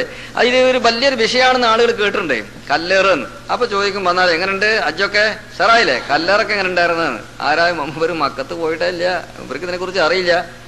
അപ്പൊ കഷ്ടകാലത്താണ് പറഞ്ഞു അള്ളാ പൊന്നാര ചങ്ങായി ഒന്നും പറയണ്ട, ഭയങ്കര പ്രയാസമുള്ള ഒരു സംഗതി. ഓ ഹജ്ജിന്റെ അമലിൽ ഇത്ര ഒരു പ്രയാസമുള്ള കാര്യം ഞാൻ വേറെ ഒന്നും കണ്ടില്ല. അതോടുകൂടെ മൂപ്പര് നേരത്തെ തന്നെ പേടിച്ചിങ്ങനെ നിൽക്കുകയാണല്ലോ. ഒരു പേടിയും കൂടി പേടിച്ചു, പുറത്തേക്കൊന്നും ഇല്ലെങ്കിൽ ഉള്ളിൽ ആകെ പേടിച്ചു. എല്ലാ സൗകര്യങ്ങളും ഉണ്ട്. അതോടുകൂടെ പാലത്തിന്റെ മുകളിൽ നിന്ന് ആളുകൾ ആയിരങ്ങൾ വീണവര് മറ്റുള്ള ആളുകളെ തലക്ക് വീണപ്പോ അവര് മരിച്ചു, വീണവർ രക്ഷപ്പെട്ടു. ഇങ്ങനെ മരണങ്ങളും അതുപോലെ കല്ലെറിഞ്ഞ് തലക്ക് ഏറ് കിട്ടി, തലക്ക് മുറിയായി. ഉമ്മനെയും ബാപ്പാനെയും നോക്കാൻ പോയിരിക്കുന്ന മകൻ എന്ത് ചെയ്തു? അതിൽ ആളുകളെ ചവിട്ടിൽപ്പെട്ടിട്ട് ബാപ്പയും ഉമ്മയും കൂടി അതിന്റെ മുകളിൽ പിന്നെയും കയറി, മകൻ മരിച്ചു. ഇതൊക്കെ 2-3-4 വർഷങ്ങൾക്ക് മുമ്പൊക്കെ നടന്ന സംഭവങ്ങളാണല്ലോ. മരിച്ച ആളുകൾക്കൊക്കെ അള്ളാഹ് പുറത്തു കൊടുക്കട്ടെ, സ്വർഗത്തിൽ കടന്ന് സന്തോഷിക്കാനുള്ള സൗഭാഗ്യം അവർക്കും അള്ളാഹു തരുമാറാവട്ടെ. അപ്പൊ അങ്ങനെ കേൾക്കുമ്പോ പേടിയാ. ഹജ്ജിന് പോലെ അങ്ങനൊക്കെ മരിച്ചാല് വളരെ പേടി. എത്രയോ ആളുകൾ നമ്മുടെ ഭാഗത്തൊക്കെ മരിച്ച വീട്ടിലേക്ക് തന്നെ പോകില്ല, പേടിച്ചിട്ട് മരിച്ചു കൊടുത്തത് എങ്ങനെയായാലും 10 ആൾ കൂടുതലോ. അപ്പൊ പേടിയാണ്, മരിക്കുന്നുള്ള പേടി. ഹജ്ജിന് പോലെ അവസാനം ഏതെങ്കിലും നിലക്ക് തള്ളി ഉന്തി പിടിച്ചു വലിച്ചു കൊണ്ടുപോയി അള്ളാഹുവിന്റെ പരിശുദ്ധമായ ഹറമിൽ അവൻ എത്തി. അപ്പൊ ഒറ്റപ്പ് ചെറിയ ഈമാനുള്ള മനുഷ്യന്മാരായിരിക്കുമല്ലോ കുറച്ചൊക്കെ, പേടി ഉണ്ടെങ്കിൽ തന്നെ. അവിടെ എത്തിയാൽ മനസ്സിങ്ങനെ വീതിയായി വന്നു. കുറെ പ്രയാസങ്ങളും പ്രശ്നങ്ങളൊക്കെ, പനി വന്നു, ജലദോഷം വന്നു, കൊക്കലും കൊരക്കലും, ആകെ ക്ഷീണായി, ഒന്നിനും വേണ്ട. അങ്ങനെ ഇങ്ങോട്ട് മെലിഞ്ഞൊട്ടിയിട്ട് ഇങ്ങോട്ട് വന്ന് ഇങ്ങോട്ട് കടന്ന് ഹറമിന്റെ പരിശുദ്ധമായ അതിർത്തി ഇങ്ങോട്ട് തിരിച്ചു വരുമ്പോൾ കടന്നാൽ നല്ലൊരു മനുഷ്യനാണെങ്കിൽ അവന്റെ ഹൃദയം പിന്നാക്കം പോവുകയാണ്. അള്ളാഹ് കുറച്ചും കൂടി അവിടെ നിൽക്കായിരുന്നു. അടുത്ത വർഷം വരുമ്പോഴേക്ക് എന്തോ ഒരു ആവേശമാണ്. എത്ര ആളുകളുടെ അനുഭവങ്ങളാണിത്. എന്റെയും ഒരു അനുഭവമാണത്. ഒരു പ്രാവശ്യം മജ്ജിന് നാട്ടിൽ നിന്ന് പോയിട്ട് പടച്ചോനെ തന്നെ മക്കത്തേക്ക് ഇന്നെ അടുപ്പിക്കല്ല അള്ളാന്ന് പറഞ്ഞ് ദ്വാരന്ന് പോരേണ്ടി വന്നു. അത്ര കുടുക്കിൽ പെട്ടു, തിക്കിലും തിരക്കിലൊക്കെ പെട്ട്. നാഥനും നാട്ടൊന്നുമില്ലാത്തൊരു പോക്കുമായിരുന്നു. വരുന്ന സമയത്ത് 7 ദിവസം കൊണ്ട് എത്തേണ്ട കപ്പല് 9 ദിവസം കഴിഞ്ഞിട്ട് അണിയുന്നില്ല. ഭയങ്കര കൊടുങ്കാറ്റുകൾ വന്നു, വെള്ളം കയറി, ആളുകള് ഛർദിച്ചു, അതുപോലെ വയറിളകി, ആകെ പ്രശ്നങ്ങൾ തന്നെ. ഇങ്ങോട്ട് എത്തി നോക്കുമ്പോൾ ഒന്നുമല്ല. ഓരോ സെക്കൻഡുകൾ പടച്ചോനെ ഇനി ഈ ഭാഗത്തേക്ക് അടുപ്പിക്കരുത്. ബോംബെയിൽ ഇവിടെ എത്തിയപ്പോഴേക്കും നേരെ കഴിക്കാന്ന് പോയി. ഒരു അനുഭവം തന്നെ. അതുപോലെ എത്ര വയസ്സായ പ്രായമായ ഉമ്മമാരും ഉപ്പമാരൊക്കെ പറയുന്നു പടച്ചോനെ ഒന്നും കൂടി പോകായിരുന്നു. വളരെ പ്രായമുള്ളതായിരിക്കുന്ന ഒരു ഉസ്താദിന്റെ കത്ത് പടുത്ത് നാട്ടിൽ എനിക്ക് അടുത്ത വർഷം കൂടി ഒന്ന് ഹജ്ജിന് പോകാൻ വേണ്ടിയിട്ട് നിങ്ങൾ ഹെൽപ്പ് ചെയ്യണം, നിങ്ങൾ ദ്വാരക്കണം ഹജ്ജിനൊക്കെ പോകുമ്പോ എന്ന് പറഞ്ഞ്. ഞാൻ അത്ഭുതപ്പെട്ടു. അയാൾ ഹജ്ജിന് 2-4 വർഷം മുമ്പ് വന്നിട്ട് ഏത് സമയത്തുള്ളക്ക് പനി, അയാൾക്ക് ഛർദി, തലവേദന, എല്ലാ നിലക്കുള്ള രോഗത്തിന്റെ ഗോഡൌണ്, നേരത്തെ ഒരു അസുഖമുള്ള ആളുമാണ്. അതൊക്കെ ആ സാധു മറന്നിട്ട് ഇപ്പോഴും പറയണത് പിന്നെയും പോണം കിട്ടും തന്നെ. ഇതാണ് ഹജ്ജിന്റെ പരിശുദ്ധമായിരിക്കുന്ന ഹജ്ജ് കർമ്മത്തിന്റെ ഒരു അവസ്ഥ. ഇത്ര നേരം പോക്കും രസവും ആവേശവും ഒരു മുസ്ലിമായ മനുഷ്യനെ സംബന്ധിച്ചിടത്തോളം ഉള്ള ഒരു അമലുണ്ടെങ്കിൽ ഇതല്ലാതെ വേറെ ഒന്നും കാണുന്നില്ല. കഷ്ടപ്പാടുകൾ മുഴുവനും മറക്കുന്നു. ഒരു പ്രസവിക്കുന്ന സ്ത്രീയുടെ മാതിരിയാണ്. പ്രസവിക്കുന്ന സ്ത്രീക്ക് ആ പ്രസവവേദനകൾ വന്നു കഴിഞ്ഞാൽ പടച്ചോനെ ഇനി മേലാക്ക ഞാൻ ഈ പണിക്കില്ല. ഓ എന്തൊരടങ്ങനാണിത്. ഇത് ഞാൻ അറിയുകയാണെങ്കിൽ ഇത് വേണ്ടിയിരുന്നില്ല. പ്രസവം കഴിഞ്ഞു. ആ ചെറിയതായിരിക്കുന്ന ചോരക്കുഞ്ഞിന്റെ പടച്ചിലും കരച്ചിലും കൊണ്ട് കണ്ടപ്പോഴേക്കും എല്ലാം അങ്ങോട്ട് മറന്നുകൊണ്ട് ആ കുഞ്ഞിനെ പിടിച്ച് ആലിംഗനം ചെയ്ത് ഉമ്മ വെച്ചതായിരിക്കുന്ന ഉമ്മ അതെല്ലാം അങ്ങോട്ട് മറന്നിട്ട് കുട്ടിക്കൊരു വയസ്സ് കഴിയുമ്പോഴേക്കും 2ാമത്തത് ഗർഭിണിയായി. എന്തേ കാരണം? ഈ കുഞ്ഞിനോടുള്ളതായിരിക്കുന്ന അമിതമായിരിക്കുന്ന സ്നേഹത്തിന്റെ ആധിക്യത്താൽ എല്ലാം ഉമ്മ മറന്നുപോയി, എല്ലാ വേദനകളും മറന്നുപോയി. ഇതേ ക്രമത്തിൽ ഉമ്മുൽ ഖുറാലി തുൻദിറ ഉമ്മൽ ഖുറ എന്ന് പറയുന്ന നാടിന്റെ ഉമ്മയാകുന്ന പരിശുദ്ധമായ കഅബം, ആ കഅബം അങ്ങോട്ട് കണ്ടു. അതെല്ലാം കണ്ടു തിരിച്ചു പോകുന്നതായ മനുഷ്യന്റെ മനസ്സിലതാ വരുന്നു കറുത്തതായ ഒരു കില്ലയും പതിച്ചു നിൽക്കുന്നതായ അള്ളാഹുവിന്റെ ആയിരക്കണക്കായ മുഅ്മിനീങ്ങൾ ഓടിപ്പാഞ്ഞുകൊണ്ട് ഒരേ ഒരു ശബ്ദത്തിലായി പ്രശ്നപരിഹാരത്തിനെത്തിയതായ നാടുകളുടെ മനസ്സിൽ ഓർമ്മ വന്നപ്പോഴേക്കും അതിൻ്റെ ഉള്ളിൽ വന്നതായ തലവേദനകളും പനികളും ജലദോഷങ്ങളും കട്ടപ്പാടുകളൊക്കെ മറന്നുപോയി. എന്തൊരു അത്ഭുതമുള്ള സംഗതിയാണ്. റബ്ബ് സുബ്ഹാനഹു വ തആല പുണ്യമാസലത്തിലേക്ക് പോയവർക്ക് പലവട്ടം പോകാനുള്ള ഭാഗ്യം തരുമാറാവട്ടെ. എത്താത്തതായിരിക്കുന്ന ആളുകൾക്ക് അതിവിദൂരമല്ല അതിന്റെ വഴികൾ റബ്ബ് തുറന്നു കൊടുക്കുമാറാവട്ടെ. അത്ര വലിയതായിരിക്കുന്ന ഒരു സംഗതിയാണ്. അപ്പൊ ഒരു കഷ്ടപ്പാടുള്ള ഒരു വിഷമുള്ള ഒരാൾക്ക് ആരെങ്കിലും സഹായിച്ചു, ഹജ്ജിന് പോകാനും വേണ്ടി സഹായിച്ചു. എന്നൊരാൾ അവിടെ എത്തി ആ ഹജ്ജ് കർമ്മം നിർവഹിച്ചാൽ ആ നിർവഹിച്ചത് സഹിയാണ്, യാതൊരു കുഴപ്പവുമില്ല. അയാള് മുമ്പ് ഹജ്ജ് നിർവഹിക്കാത്ത ഒരാളാണെങ്കിൽ അയാൾ ഫർളും അതുകൊണ്ട് വീടി. അയാളോട് പോകാൻ കൽപ്പന ഇല്ല, എന്തുകൊണ്ട് അയാൾ ഫക്കീറല്ലേ? ഫക്കീറായ മനുഷ്യരോട് ഹജ്ജിന് പോകാൻ കൽപ്പന ഇല്ലല്ലോ. അപ്പോ അതുകൊണ്ട് കൽപ്പന ഇല്ല എങ്കിലും ഇനി അയാൾക്ക് കാശും പണവും സ്വയമായ സൗകര്യമൊക്കെ ഉണ്ടായാൽ പിന്നെ അയാൾ പോകണമെന്നില്ല. ഇവിടെ പല ആളുകളും എപ്പോഴും മസാല ചോദിക്കാറുണ്ടായിരുന്നു, ഈ അറബികളൊക്കെ ഹജ്ജിന് കൊണ്ടുപോകുന്നു, അറബികൾ ധാരാളം കൊണ്ടുപോകുന്നുണ്ടല്ലോ ഇവിടുന്ന്, എത്രയോ ആളുകൾ ഇവിടുത്തെ ഡിപ്പാർട്ട്മെന്റ് കൊണ്ടുപോകുന്നുണ്ട്, പ്രൈവറ്റ് ആളുകൾ കൊണ്ടുപോകുന്നുണ്ട്. ഇപ്പോഴും കുറെ ആളുകൾ അതിന് പോകാൻ വേണ്ടിയിട്ട് ഇത് ബുക്ക് ചെയ്ത ആളുകളും നമ്മുടെ ക്ലാസ്സുമായി ബന്ധപ്പെടുന്നവരെ ഉണ്ട്. അതിന് പോയേ വന്നാഞ്ഞ് രണ്ടാം പ്രാവശ്യം നമ്മൾ ഹജ്ജിന് പോകണോ? രണ്ടാം പ്രാവശ്യം ഹജ്ജിന് പോകേണ്ട ഒരു ഇട വരുത്തണ്ടല്ലോ. ആദ്യം തന്നെ അങ്ങനെ കൈകൊണ്ട് ഒഴിവൊക്കെ പിന്നെ അതിന് നമ്മുടെ സ്വന്തമായിട്ട് പോയാൽ മതി. അപ്പോ അങ്ങനെ പോയാൽ എന്ന് അതിനെ സംബന്ധിച്ചുള്ള വിധി എന്താണ്? ഒരു കുഴപ്പമില്ല, സഹിയായ ഹജ്ജാണ്, ഇസ്ലാമിന്റെ ഫർള് വീടി. സ്വന്തമായി റബ്ബ് സുബ്ഹാനഹു വ തആല അവനക്കൊരു സമ്പത്തും സൗകര്യമൊക്കെ കൊടുത്തത് അതങ്ങോട്ട് മാറ്റി വെച്ചിട്ട് മറ്റവന്റെ കാശ് കൊണ്ട് ഞാൻ ഹജ്ജ് ചെയ്യുക എന്നുള്ളത് ഒരു ആണത്തമുള്ള പണിയല്ല, ഒരു മാന്യതയും യോഗ്യതയും അല്ല എന്നുള്ളത് സ്വയമായിട്ട് നമുക്കറിയാലോ. ഈ ഒരു രൂപ ഇവിടെ വരുന്നതിന്റെ മുമ്പ് വന്ന സമയത്ത് കുറെ മുതലാളിമാരെന്ന് പറഞ്ഞാൽ വലിയ കച്ചവടക്കാര്, നല്ല ജോലിക്കാരൊക്കെ ഇതിൽ കുടുങ്ങി കുറെ ആളുകളൊക്കെ ഹജ്ജിന് പോയി. എന്താ നല്ലൊരു സംഖ്യ നമുക്ക് ലാഭിക്കാലോ, ഒരു പ്രശ്നം ഒന്നും അറിയണ്ട. ഇപ്പൊ കുറെ ചെറിയ ചെറിയ പൈസ ഒക്കെ അവർ ഈടാക്കുന്നത് ഡ്രാഫ്റ്റിന്റെ പൈസെങ്കിലും സൗദി എംബസി കൊടുക്കാനുള്ള അതെങ്കിലും വാങ്ങിയിട്ടാ ഇപ്പൊ കൊണ്ടുപോകുന്നത്. അതന്നെ ചിലർക്ക് ചെറു മുരളിച്ച അതും കൂടി ഇങ്ങോട്ട് കിട്ടിയെങ്കിൽ അതും കൂടി ഇങ്ങോട്ട് കയ്യിലാക്കിയിട്ട് ഏതെങ്കിലും വല്ല പാവങ്ങൾക്ക് കിട്ടുന്ന ചാൻസ് അതിന്റെ ഇടയിലൊക്കെ കുത്തി തള്ളി അതിനൊരു വാസ്യത്തെ പിടിച്ച് ഒരു വാവിന്റെ സഹായത്തോടു കൂടെ ഇവനെ പാസ്സാക്കിച്ചിട്ടായി പോകുന്നത്. അതേസമയത്ത് ഒരു കഴിവില്ലാത്ത പാവങ്ങൾക്കാണ് വാതിൽ തുറന്നു വെച്ചിട്ടുള്ളത്. ചില ആളുകള് ആദ്യത്തെ പാസ്പോർട്ട് പ്രകാരം വെറുതെയോ വിലക്കോ മുമ്പൊന്ന് പോയതായിരിക്കാം, പിന്നെ രണ്ടാം പാസ്പോർട്ടിന് വന്നപ്പോ ഇവർ ആദ്യം ഒരു പ്രാവശ്യം കൊണ്ടുപോകുള്ളൂ, പോയ ആളിനെ കൊണ്ടുപോകല് കുറവാണ്, ഇല്ലാന്ന് തന്നെയാണ് എന്റെ അറിവ്. അപ്പൊ രണ്ടാമത്തെ പാസ്പോർട്ട് നോക്കുമ്പോൾ പോയിട്ടില്ല, അപ്പൊ ഇത് കാണിച്ചു കൊടുക്കുക, എന്നിട്ട് പോവുക. എന്താ പരിപാടിയൊക്കെ? അന്തസ് പരിപാടിയാ, ചിന്തിച്ചാൽ നമുക്ക് മനസ്സിലാവും, നല്ല പരിപാടിയാ. മറ്റുള്ള ആളുകൾ ഹജ്ജ് ചെയ്യാൻ വേണ്ടിയിട്ട് ഫർളായ ഹജ്ജ് കൂടുന്ന സാധുക്കൾക്ക് ഒരു സഹായങ്ങളും അതിന്റെ പ്രതിഫല പ്രതീക്ഷയാണ് ഉദ്ദേശമുള്ളത്. അപ്പൊ നമ്മുടെ ഈ പാസ്പോർട്ട് രണ്ടാം പാസ്പോർട്ടാണ്, 2 പാസ്പോർട്ടും ഇല്ലാതെ കേരളത്തിൽ 2ഓ 3ഓ ഇല്ലാത്ത ആരും ഉണ്ടാവില്ല, വളരെ അപൂർവ. വല്ല പൊട്ടന്മാരിന്റെ മാതിരൊക്കെ ഉണ്ടെങ്കിൽ എന്നല്ലാതെ അത് കുറവല്ലേ. അപ്പൊ രണ്ടാമത്തെ നോക്കുമ്പോ ഇതിൽ പോയിട്ടില്ല. ഇത് എന്ന് അവനെ പറ്റിച്ചിട്ട് ഹജ്ജിനൊക്കെ പോയിട്ട് എന്താ അവിടെ പോയിട്ട് കാട്ടുക? അതും ഈ സമയത്തിനനുസരിച്ച് അതൊന്ന് ഓർമ്മയിലുണ്ടായിക്കോട്ടെ. പിന്നെ അപ്പോ കഴിവില്ലാത്തതായിരിക്കുന്ന ഒരാൾ അങ്ങനെ പോയി ചെയ്താൽ അത് നിർവഹിക്കപ്പെട്ടതായ ഹജ്ജ് ഇസ്ലാമിൻ്റെതായിരിക്കുന്ന ഹജ്ജായി സ്വീകരിക്കപ്പെടുന്നതാണ്. അപ്പൊ ഇസ്ലാം മുസ്ലിം ആവുക, ബാലിഗാവുക, ബുദ്ധി ഉണ്ടാവുക, സ്വതന്ത്രനാവുക, ഇസ്തിത്വാഅത്ത് എന്ന് പറയപ്പെടുന്ന ഒരു കഴിവ്, സ്വയമായ കഴിവുകള്. അൽ ഇസ്തിത്വാഅത്തു നൗആനി, 2 വകുപ്പാണ് കഴിവ്, 2 ഇനം കഴിവുകളുണ്ട്. ഈ 2 ഇനം പ്രകാരവും ഹജ്ജ് നിർബന്ധമാണ്. ഒന്നാമത്തേതായിരിക്കുന്ന ഏത് മനസ്സിലാക്കണം. പിന്നെ ഒന്ന് സ്വന്തമായ നഫ്സ് കൊണ്ട്, ഇസ്തിത്വാഅത്തും ബിനഫ്സിഹി വ മുബാശറത്തിഹി, അവൻ സ്വയമായ പ്രവർത്തനങ്ങൾ അവന്റെ നഫ്സ് കൊണ്ട് ചെയ്യാവുന്ന കഴിവ് ഉപയോഗപ്പെടുത്തലാകുന്നു. അതാണ് വസ്തിത്വാഅത്തു തഹ്സീലിഹി, ഹജ്ജ് മറ്റൊരാൾ ബി ഗൈരിഹി, മറ്റൊരാളെ കൊണ്ട് എന്ത് ചെയ്യുക? ഹജ്ജ് ഹാസിലാക്കുക, വേറൊരാളുടെ പ്രവർത്തനം മുഖേന ഇവൻ ഒരു ഹജ്ജിനെ ഹാസിലാക്കിയെടുക്കുക. ഒന്നാമത്തതിന്റെ 4-5 നിബന്ധനകളാണ്. പോകാനുള്ള വാഹന സൗകര്യങ്ങൾ ഉണ്ടാവണം. പരിശുദ്ധമായിരിക്കുന്ന മക്കായുടെയും ഇവന്റെ നാടിന്റെ ഇടയിൽ ഏകദേശം 132 കിലോമീറ്റർ ദൂരമുള്ള സ്ഥലമാണെങ്കിൽ വാഹനം നിർബന്ധമാണ്, അതല്ലെങ്കിൽ നടന്നു പോയിക്കൊള്ളുന്ന ഹജ്ജിന് പോകാൻ. ഏകദേശം എന്റെ നാട്ടിൽ നിന്ന് മക്കത്തേക്ക് 132ഓളം പറഞ്ഞ കിലോമീറ്റർ ഇല്ല, അതിൽ താഴെയാണെങ്കിലോ പിന്നെ വാഹനം ഉണ്ടായേ പോകാൻ പറ്റുള്ളൂ എന്ന് പറയാൻ പാടുള്ളതല്ല, കുറേശ്ശെ നടന്ന് അവിടെ എത്തിക്കൊള്ളണം. അത്ര ദൂരമുണ്ടെങ്കിലോ എന്നാ വാഹനം കൂടി ഉണ്ടാകുമ്പോഴേ നിർബന്ധമാവുകയുള്ളൂ. പിന്നെ അതോടുകൂടെ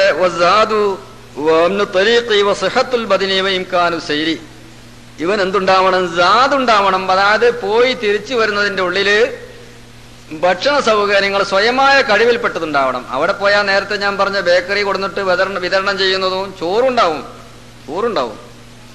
എല്ലാ സാധനവും ഉണ്ടാവും. കോഴി പൊരിച്ചതോ ചില സമയത്തൊക്കെ നിങ്ങൾ ശ്രദ്ധിച്ചുകൊണ്ടേ, ചില സമയത്ത് കോഴി പൊരിച്ചതുണ്ടാവും, എല്ലാ സാധനങ്ങളും ഉണ്ടാവും. കോഴി പൊരിച്ചൊന്നും വല്ലാതൊന്നും ഉണ്ടാവില്ല. ഈ വാങ്ങി വിതരണം എറിയുന്ന സാധനത്തിന്റെ അതും കൂടി കളഞ്ഞ് അതിനൊക്കെ കാത്തുനിന്നിട്ട് കിട്ടിയില്ല, എന്റെ തിരക്കെടുക്കൊന്നും വേണ്ട പറഞ്ഞ ഇത് വാരി വിതരണം. പിന്നെ കാശിനി ആലോചിച്ചാൽ ഇതിങ്ങോട്ട് എറിയ ചില സമയത്ത് ഈ പണിക്കാരാണുള്ളത്, അതായത് മുതലാളിമാർ ഇത് ഏൽപ്പിച്ചിട്ട് വിടുന്നല്ലേ, ഇവർ ഈ വാഹനം കൊടുത്തിട്ട് കീശലാക്കിയിട്ട് എറിയ. ഈ ഒരു പൊതിര മുകളിൽ ചാടും, ഒരു 10-25 ഒന്നിച്ചിട്ട് ചാട്ടാ.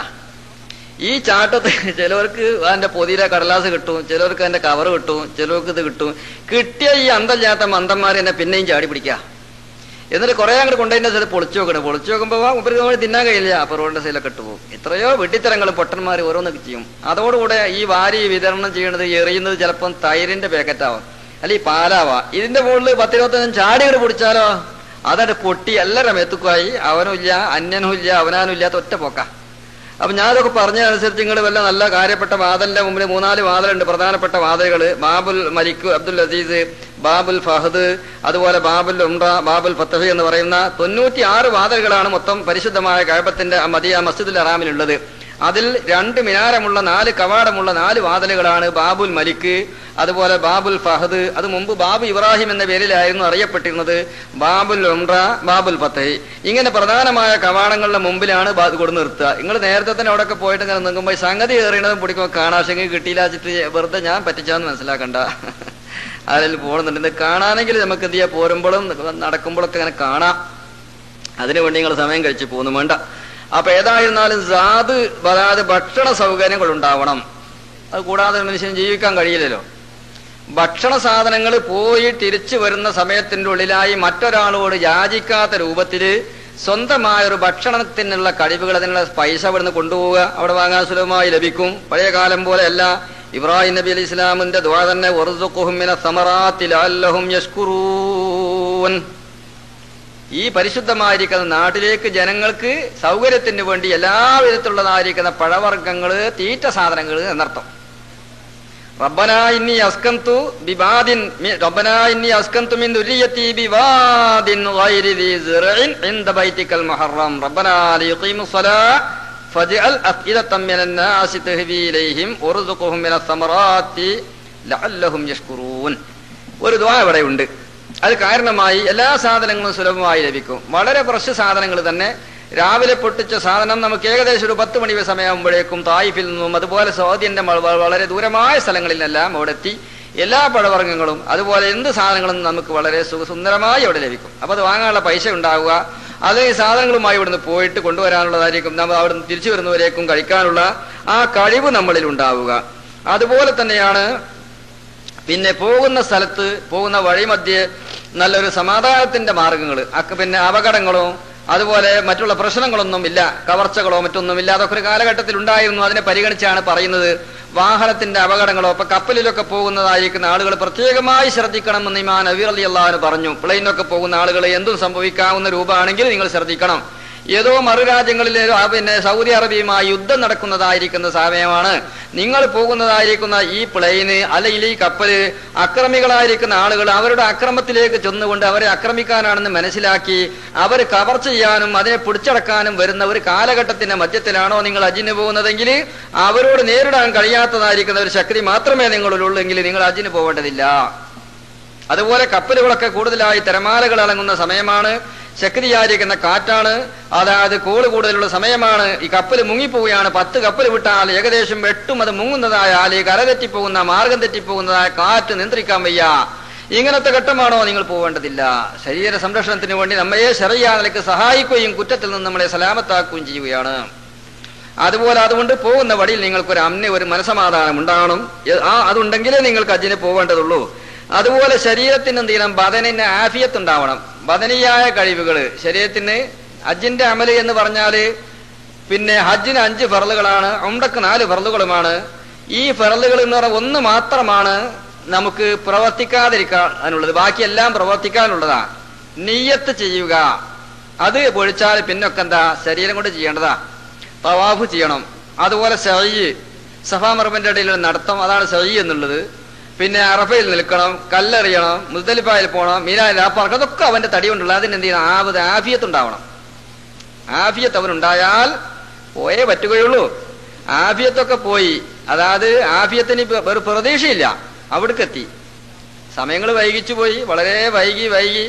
ഇനി കുറച്ചുകൂടി കാത്താലേ ആഫിയത്ത് കിട്ടും. ഇല്ല, ഇപ്പൊ ആഫിയത്തുണ്ടോ, അതുമില്ല. എന്നാ പിന്നെ പോകണമെന്നില്ല. കഴിഞ്ഞ കാലഘട്ടത്തില് ആഫിയത്ത് ഉണ്ടായപ്പോൾ പോയില്ലെങ്കിൽ ഇപ്പോൾ ആഫിയത്ത് എന്ത് ചെയ്തു പോയി. അന്ന് ആഫിയത്ത് ഉണ്ടായപ്പോൾ ഹജ്ജിന് പോയില്ല. ഇപ്പോഴാണ് ആഫിയത്ത് ഒക്കെ നഷ്ടപ്പെട്ടു പോയത്. എന്നാ അവൻ അള്ളാഹുവിന്റെ മുമ്പിൽ കുറ്റക്കാരനാണ്. അതിന് വേറൊരു മാർഗങ്ങളുണ്ട്, അത് ഇൻഷാ അല്ലാഹ് പറയും. പിന്നെ അതോടുകൂടെ തന്നെ നടക്കേണ്ട സ്ഥലങ്ങളിലേക്ക് നടക്കാനുള്ളതായിരിക്കുന്ന കഴിവുകളും എല്ലാം അവനുണ്ടായിത്തീരണം.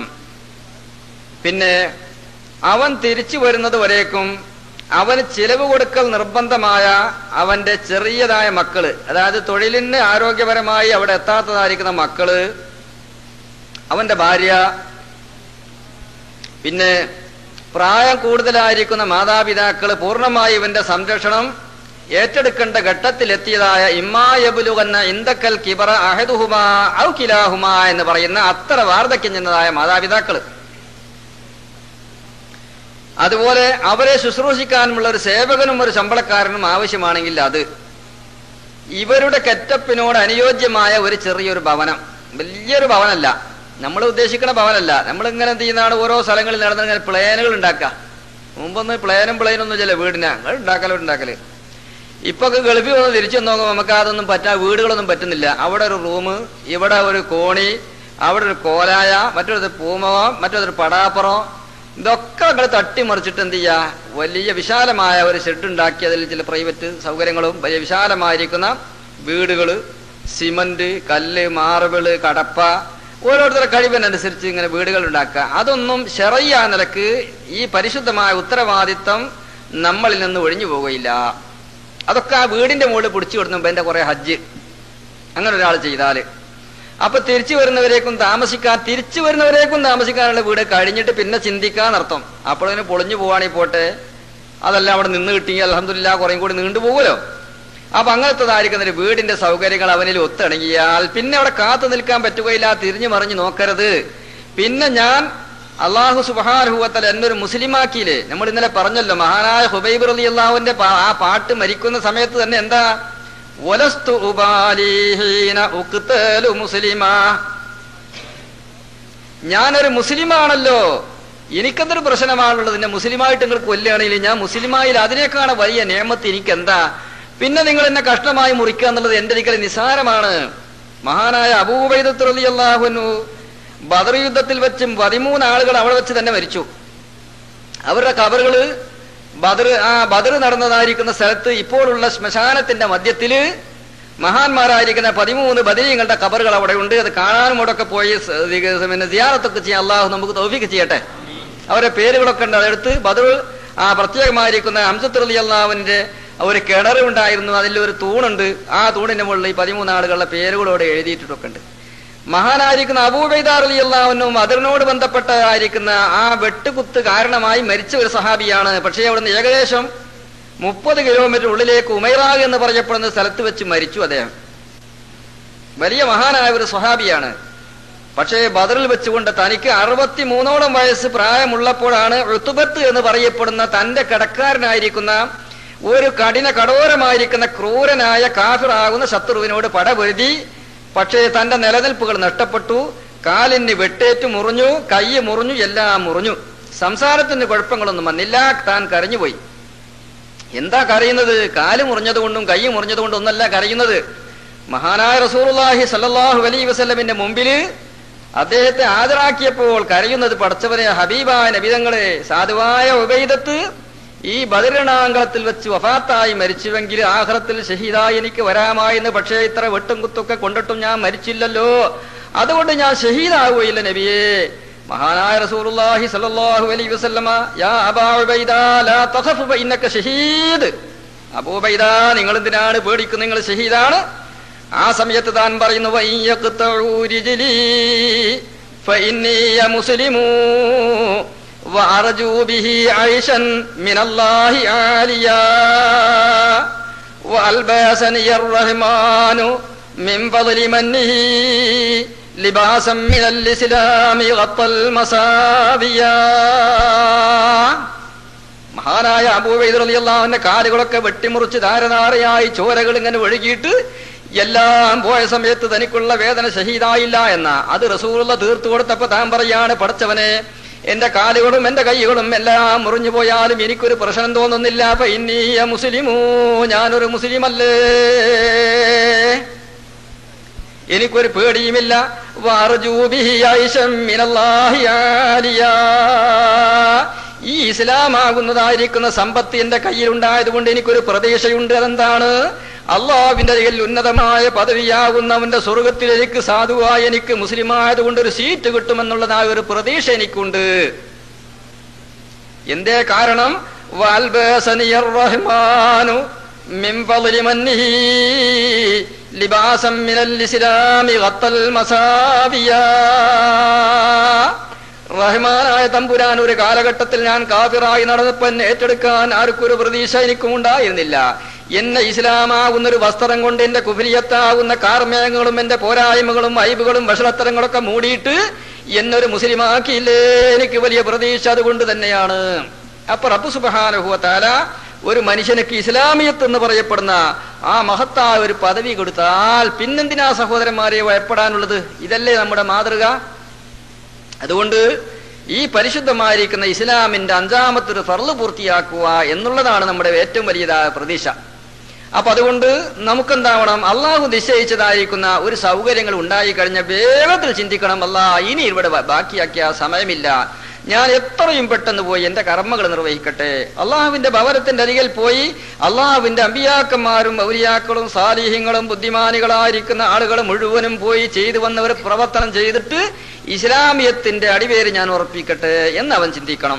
അതിനാണ് അനുയോജ്യമായിരിക്കുന്ന ഒരു വീട്. അനുയോജ്യമായ നമുക്ക് അനുയോജ്യമായതല്ല, നമ്മൾ പലരും പറയാറുണ്ട് വീടൊന്നൊരു സൗകര്യമില്ല, ഒരു 10 ആള് കയറി വന്നായിരിക്കാനൊരു സൗകര്യമില്ല, മോളുടെ കല്യാണമാണ്, അതോടത്ത് ഈ വടക്ക് ഭാഗത്തുള്ള കണ്ണുകാരൊക്കെ ഇഷ്ടം പോലെ ഉണ്ടാവല്ലോ, അവരുടെ വീട് ചെറുതാക്കി ഉണ്ടാക്കാൻ കഴിയില്ല.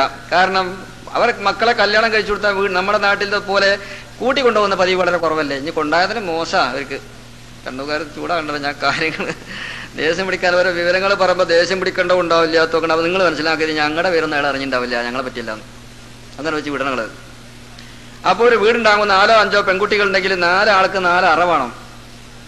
ഓരോ അറകളൊക്കെ പോയി കണ്ടാല് ഈ സ്വർഗം ഇത് തന്നെയാണ്, സ്വർഗം നിനക്കൊരു മസ്കനായി ലഭിച്ചാൽ പിന്നെ തനിക്കുള്ളതൊന്നും താൻ അറിയണ്ട പൊന്നെ.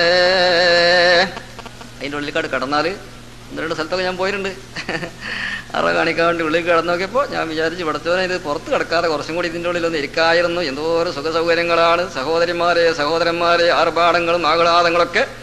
ഇതെല്ലാം നമ്മെ കൈവിട്ടു പോകുന്ന സന്ദർഭത്തിൽ അള്ളാഹുവിന്റെ കൽപ്പനകൾ അനുസരിച്ചതായ മൂമിനായ മനുഷ്യനാണ് ദുനിയാവ് കൊണ്ടും ആഖിറം കൊണ്ടൊക്കെ വിജയമുണ്ടാകുന്നത്. ആ കൂട്ടത്തിൽ അള്ളാഹു നമ്മെല്ലാവരെയും ഉൾപ്പെടുത്തുമാറാവട്ടെ. പാവപ്പെട്ടതായിരിക്കുന്ന മനുഷ്യന് ഒരു പെൺകുട്ടിയെ കെട്ടിച്ചു കൊടുക്കാൻ എന്തോ ഒരു പ്രയാസങ്ങളും കഷ്ടപ്പാടുകളുമാണ്.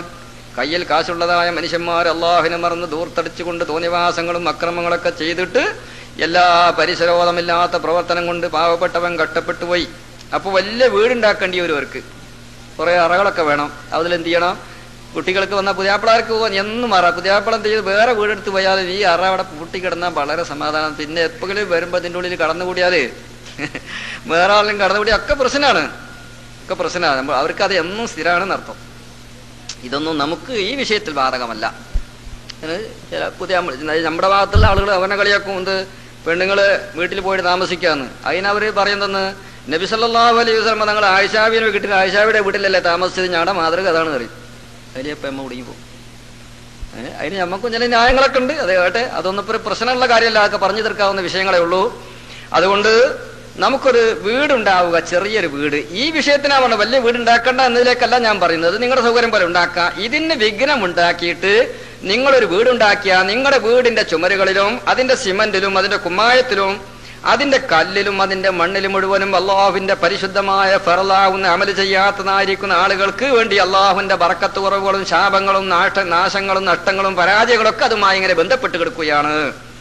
അതുകൊണ്ട് ഈ കാര്യം വളരെ ഗൗരവമായി, ഹജ്ജിന് പോകാത്ത ആരെങ്കിലും ഉണ്ടെങ്കിൽ വളരെ ഗൗരവമായി ശ്രദ്ധിച്ചോ.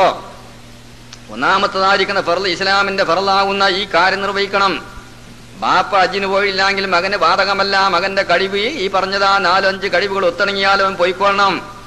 ബാപ്പ ഹജ്ജിന് പോടാ, ഹജ്ജിന് പോണത് ആരടാ പഠിപ്പിച്ചു തന്നെ? എന്റെ ഉസ്താദ്. എന്ത് ഉസ്താദാടാ? ഈ നാട്ടിലെ ഉസ്താദന്മാര്, ഇവിടെ മുദരിസന്മാരില്ലേ, അയാളാരെങ്കിലും പറഞ്ഞോ? ഇങ്ങനെ എത്രയോ ആളുകൾ വിവരമില്ലാത്ത വീരദോഷികളായിരിക്കുന്ന ആളുകൾ പറഞ്ഞുകൊണ്ടിരിക്കുന്നു. അതൊന്നും ബാധകമല്ല. ഉമ്മ മാതിരിക്കൽ ബാധകമല്ല. ഇവന്റെ കഴിവ്, ഇവന്റെ നെഫ്സിന്റെ കഴിവ്. ഏതൊരാളും പറയാറില്ലേ, കാര്യത്തിൽ വലിയത് അവന്റെ സ്വന്തമായ കാര്യമാകുന്നു. അവന്റെ സ്വന്തമായ കാര്യമാണ് ഏറ്റവും വലുതായ കാര്യം. അപ്പൊ ഏത് ഇബാദത്തിൻ്റെതായ ഇബാദത്തിന്റെ വിഷയത്തിൽ നമ്മൾ നിസ്കരിക്കാനും വേണ്ടി നിൽക്കുമ്പോൾ ആഖിറത്തിലേക്കിന്റെ കാര്യങ്ങൾ ചിന്തിക്കാൻ പറയുകയാണ്. വലഭാഗത്താണ് നിന്നത്, ആരും കണ്ടില്ല, അവൻ വലഭാഗത്ത് കയറുന്നു. അപ്പോഴാണ് നമ്മുടെ പഠിപ്പിച്ചൊരു ഉസ്താദ് അല്ലെ വേറൊരാളുകൾ കയറി വന്നു. അപ്പോൾ എന്ത് ചെയ്യാ, വലഭാഗം ഇങ്ങോട്ട് കയറിക്കോളൂ, ഇങ്ങോട്ട് നോളി, അപ്പൊ സ്ഥലം കൊടുത്തിട്ട് മാറിക്കാൻ പാടില്ല. ഇമാമന്റെ വലഭാഗത്ത് നിൽക്കുന്ന ഫളീലത്ത് വലത്തെ ഭാഗത്തു നിന്നായിരിക്കുന്ന ആ ഫളീലത്ത്, അതുപോലെ ഒന്നാം സഫിലുള്ള ഫളീലത്തൊക്കെ അറിയുകയാണ് ജനങ്ങൾ. മാഫി സഫി യമീനിൽ ഇമാമി ലഖ്തറു അറിയുകയാണെങ്കിൽ അത് കിട്ടാൻ വേണ്ടി പലരും ഒത്തുകൂടിയാല് തർക്കം പിടിക്കുമ്പോൾ നറുക്കിട്ടിട്ട് ആളുകൾക്ക് തർക്കം തീർക്കേണ്ടതാവുന്നു. അത്ര വലിയ ഫളലുള്ളതാണ്. അപ്പൊ മാറി കൊടുക്കരുത്, അവിടെ തന്നെ വെക്കണം. ബാപ്പയാണെങ്കിൽ ബാപ്പക്ക് നേരത്തെ പറയുന്നത് അവിടെ കട്ടെ. അത് ശ്രദ്ധിക്കണ്ട. ബസ് കയറിയാൽ ഇങ്ങനല്ല കേട്ടോ. ഞാൻ പറഞ്ഞു ബസ് കയറിയിട്ട് ഉസ്താദിലുണ്ടായിരുന്നില്ലേ, ഞാൻ കണ്ടില്ല കേട്ടോ. എന്നാ ഒന്ന് പറഞ്ഞൂടെ എന്നില്ലേ? ഓ വലിയൊരു വിഷമ മനസ്സിന്, നിങ്ങൾ ഇതിലുണ്ടായിട്ട് ഞാൻ ഇരുന്നില്ലേ. കള്ള നേരത്തെ ഉസ്താദിനെ കണ്ടിട്ട് കാണാത്ത വരി കാട്ടിയതാ. അതുപോലല്ല ഇവിടെ. പക്ഷെ ഒരു നിബന്ധന ഉണ്ട്. ഇമാമിനോട് തൊട്ടടുത്ത് നിൽക്കുന്ന ആളുകള് ഇമാമിന് വല്ലതും നിസ്കാരത്തിൽ വല്ല അപാകതകൾ സംഭവിച്ചാൽ, വല്ല മറവികളൊക്കെ സംഭവിച്ചാൽ അത് തിരുത്താൻ പറ്റാവുന്ന ഒരാളുകളും കൂടി ആവുക. ഉലുൽ അഹ്ലാമി, കുറച്ച് വകതിരിവുള്ള ആളുകൾ എന്റെ കൂടെ, എന്റെ ഏറ്റവും അടുത്തുണ്ടാവട്ടെ.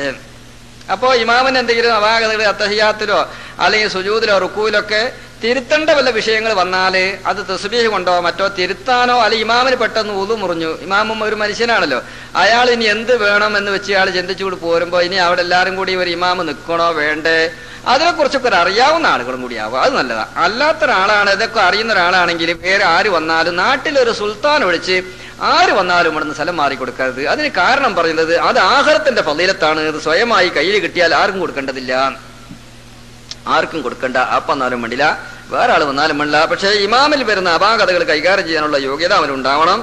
അതുകൊണ്ട് ഇങ്ങനെ ഈ 4-5 നിബന്ധനകൾ ഒത്തതായിരിക്കുന്ന ശാരീരികമായി അമല് ചെയ്തു തീർക്കാൻ കഴിവുണ്ടാവുക. ആ കഴിവുണ്ടാവുക എന്നുള്ളത് മറ്റൊരാൾ ഇവന്റെ കൂടെ ചെന്ന്, ഒരു മകൻ ചെന്ന് സഹായിച്ചിട്ടാണെങ്കിലും വേണ്ടില്ല, ഒരു വേലക്കാരൻ ചെന്ന് സഹായിച്ചാലും വേണ്ടില്ല, ഇനി ഒരു കൂലിക്കൊരാളെ വിളിച്ച് സഹായിച്ചാലും ശാരീരികമായി ഇത് പൂർത്തിയാക്കാൻ അവന്റെ കൈ പിടിച്ചിട്ടോ വാഹനത്തിൽ കയറ്റിയിട്ടോ അങ്ങനെ തള്ളി ഉന്തിയിട്ട് വലിച്ചു കൊണ്ടുപോയിട്ടോ തീർക്കാൻ പറ്റാവുന്ന ഒരാളോട് കൂടെയാണെങ്കിലും അതൊക്കെ നെഫ്സിന്റെ മുബാശറത്ത് എന്ന് പറയപ്പെടുന്ന ആ കഴിവിൽ അത് ഉൾപ്പെട്ടത് കൊണ്ട് ഈ കാര്യം അനുനിർബന്ധമാണ്. അപ്പോ അനുയോജ്യമായിരിക്കുന്ന വീട്, അഴിച്ചൽ കൊടുക്കാനുള്ളതായിരിക്കുന്ന സൗകര്യങ്ങള്, സ്വയമായിരിക്കുന്ന കഴിവുകള്, ഇതൊക്കെ ഉണ്ടാകുന്നതായ വ്യക്തിക്ക് പരിശുദ്ധമായ ഹജ്ജ് കർമ്മത്തിൽ നിന്ന് രക്ഷപ്പെടാൻ യാതൊരു നിർവാഹവുമില്ല. ഇത് സ്വന്തമായ ഇസ്തിത്വാഅത്തും ബിൻ നഫ്സ്. ഇനി ഇസ്തിത്വാഅത്തും ബിൽ ഗൈറ് എന്ന് പറയപ്പെടുന്നതായ മറ്റൊരു കാര്യമാണ് വരുന്നത്. ഇൻഷാ അല്ലാഹ് അത് നാളെ പറയും. അല്ലാഹു തൗഫീഖ് ചെയ്യുമാറാവട്ടെ. വിത്ർ നിസ്കാരം ഒരു ചോദ്യമാണ്. ഓഫാക്കും. വിത്ർ നിസ്കാരം എത്ര വരെ നിസ്കരിക്കാൻ, പതിവായി നിസ്കരിക്കാൻ എത്ര ചുരുങ്ങിയത് വേണം? എന്താ പത് എത്ര വരെ നിസ്കരിക്കാം? അപ്പൊ ഇശ നിസ്കരിച്ചതായ ഒരു വ്യക്തിക്ക് അയാൾക്ക് സുബഹി വാങ്ങിക്കൊടുക്കുന്നവരേക്കും നിസ്കരിക്കാം. അതിനുള്ളിൽ എപ്പോൾ നിസ്കരിച്ചാലും വിരോധമില്ല. ഇശ നിസ്കരിക്കാത്തൊരു മനുഷ്യന് വിത്തറിന്റെ സമയം കടന്നിട്ടില്ല. ഖിയാമത്ത് വരെ മരിക്കോളം നിസ്കരിച്ചില്ലേ എന്നാ വിത്തറിന്റെ വക്ത് നടക്കില്ല. അപ്പൊ ഇശ നിസ്കരിക്കുക എന്നതിന്റെ വക്ത് കടന്നു. അങ്ങനെ കടന്നാൽ പിന്നീട് എന്ത് ചെയ്യാം? ഉടനെ നിസ്കരിക്കാം. രാത്രിയൊക്കെ നേരത്തെ എഴുന്നേൽക്കുന്ന പതിവുള്ള 100-ൽ ഒരാളുകളൊക്കെ ഉണ്ടെങ്കിൽ അവർക്ക് അങ്ങനെ എഴുന്നേൽക്കുന്ന സമയത്ത് നിസ്കരിക്കലാണ് നല്ലത്. വിത്റിനെ പിന്തിക്കുക. തഹജ്ജുദ് എന്ന് പറയപ്പെടുന്ന നിസ്കരിക്കുന്ന ആളുകൾ എത്ര ആള് പാവങ്ങളെ കുറെ ഉണ്ട്. അവര് തഹജ്ജുദ് എന്ന് പറഞ്ഞാൽ ഉറങ്ങണം. അപ്പൊ തഹജ്ജദ് ബിഹി നാഫിലത്തല്ലക അസാ യബഅസക റബ്ബുക മഖാമൻ മഹ്മൂദ. തഹജ്ജുദ് എന്ന് പറഞ്ഞ ഉറക്കം ചെറുത്ത നിസ്കാരത്തിന് കിട്ടും. മഗ്രിബ് മുതൽക്ക് സുബഹിന്റെ ഉള്ളിലാണ് തഹജ്ജുദിന്റെ സമയം. പക്ഷെ ഉറങ്ങണം. ഒരാൾ ഉറങ്ങിയില്ലെങ്കിലോ തഹജ്ജുദില്ല. വേറെ എന്തെല്ലാം നിസ്കരിക്കാം? എത്ര ഉറങ്ങണ്ട, എത്ര മണിക്കൂർ ഉറങ്ങണം? മണിക്കൂറിന് കണക്കില്ല. വെറുതെ അങ്ങനെ 2 തൂക്ക് നോക്കിയാലോ നിസ്കരിക്കണം ആണെങ്കിൽ ഉറങ്ങി എന്നുള്ള കാര്യം അവിടെ ആയി. അങ്ങനെ ഒരു നിബന്ധന. അള്ളാഹുവിന്റെ ചില തീരുമാനങ്ങൾ നമ്മൾ എന്ത് ചെയ്യാനാണ്? നിങ്ങളിപ്പോ ചിന്തിച്ച എന്താ പൈലൊക്കെ ഉള്ളത്, വെറുതെ ആളെ പരിഹസിക്കാൻ വേണ്ടിയിട്ട്. ആയിക്കോട്ടെ, ഇത് അള്ളാഹുവിന്റെ തീരുമാനമാണ്. നബി സല്ലല്ലാഹു അലൈഹി വസല്ലമ തങ്ങൾ നടപ്പിലാക്കിയതുമാണ്. വിത്ർ നിസ്കാരം ഇശ നിസ്കരിച്ചതായിരിക്കും ആള് സുബഹിന്റെ ഉള്ളിലായിട്ട് എപ്പോഴും നിസ്കരിക്കുക. രാത്രി വൈകിയതിന് ശേഷം മഹാനായ അബൂബക്കർ സിദ്ദീഖ് റളിയല്ലാഹു അൻഹു ഇശ നിസ്കരിച്ച ഉടനെ വിത്ർ നിസ്കരിക്കും. ഉമർ ഇബ്നു ഖത്താബ് റളിയല്ലാഹു അൻഹു തങ്ങൾ ഒന്ന് ഉറങ്ങിയിട്ട് നിസ്കരിക്കുക. 2 പേരും കൂടി പ്രശ്നങ്ങളായി. അവരുടെ പ്രവർത്തനമാണല്ലോ ലോകത്തിന് പഠിക്കാനുള്ളത്. അത് പരാതികളും കംപ്ലൈന്റുകളുമായി നബി സല്ലല്ലാഹു അലൈഹി വസല്ലമ തങ്ങളുടെ അരികെത്തി. അപ്പൊ നബി തങ്ങൾ പറഞ്ഞു 2 ആൾ ചെയ്തതും ശരിയാ.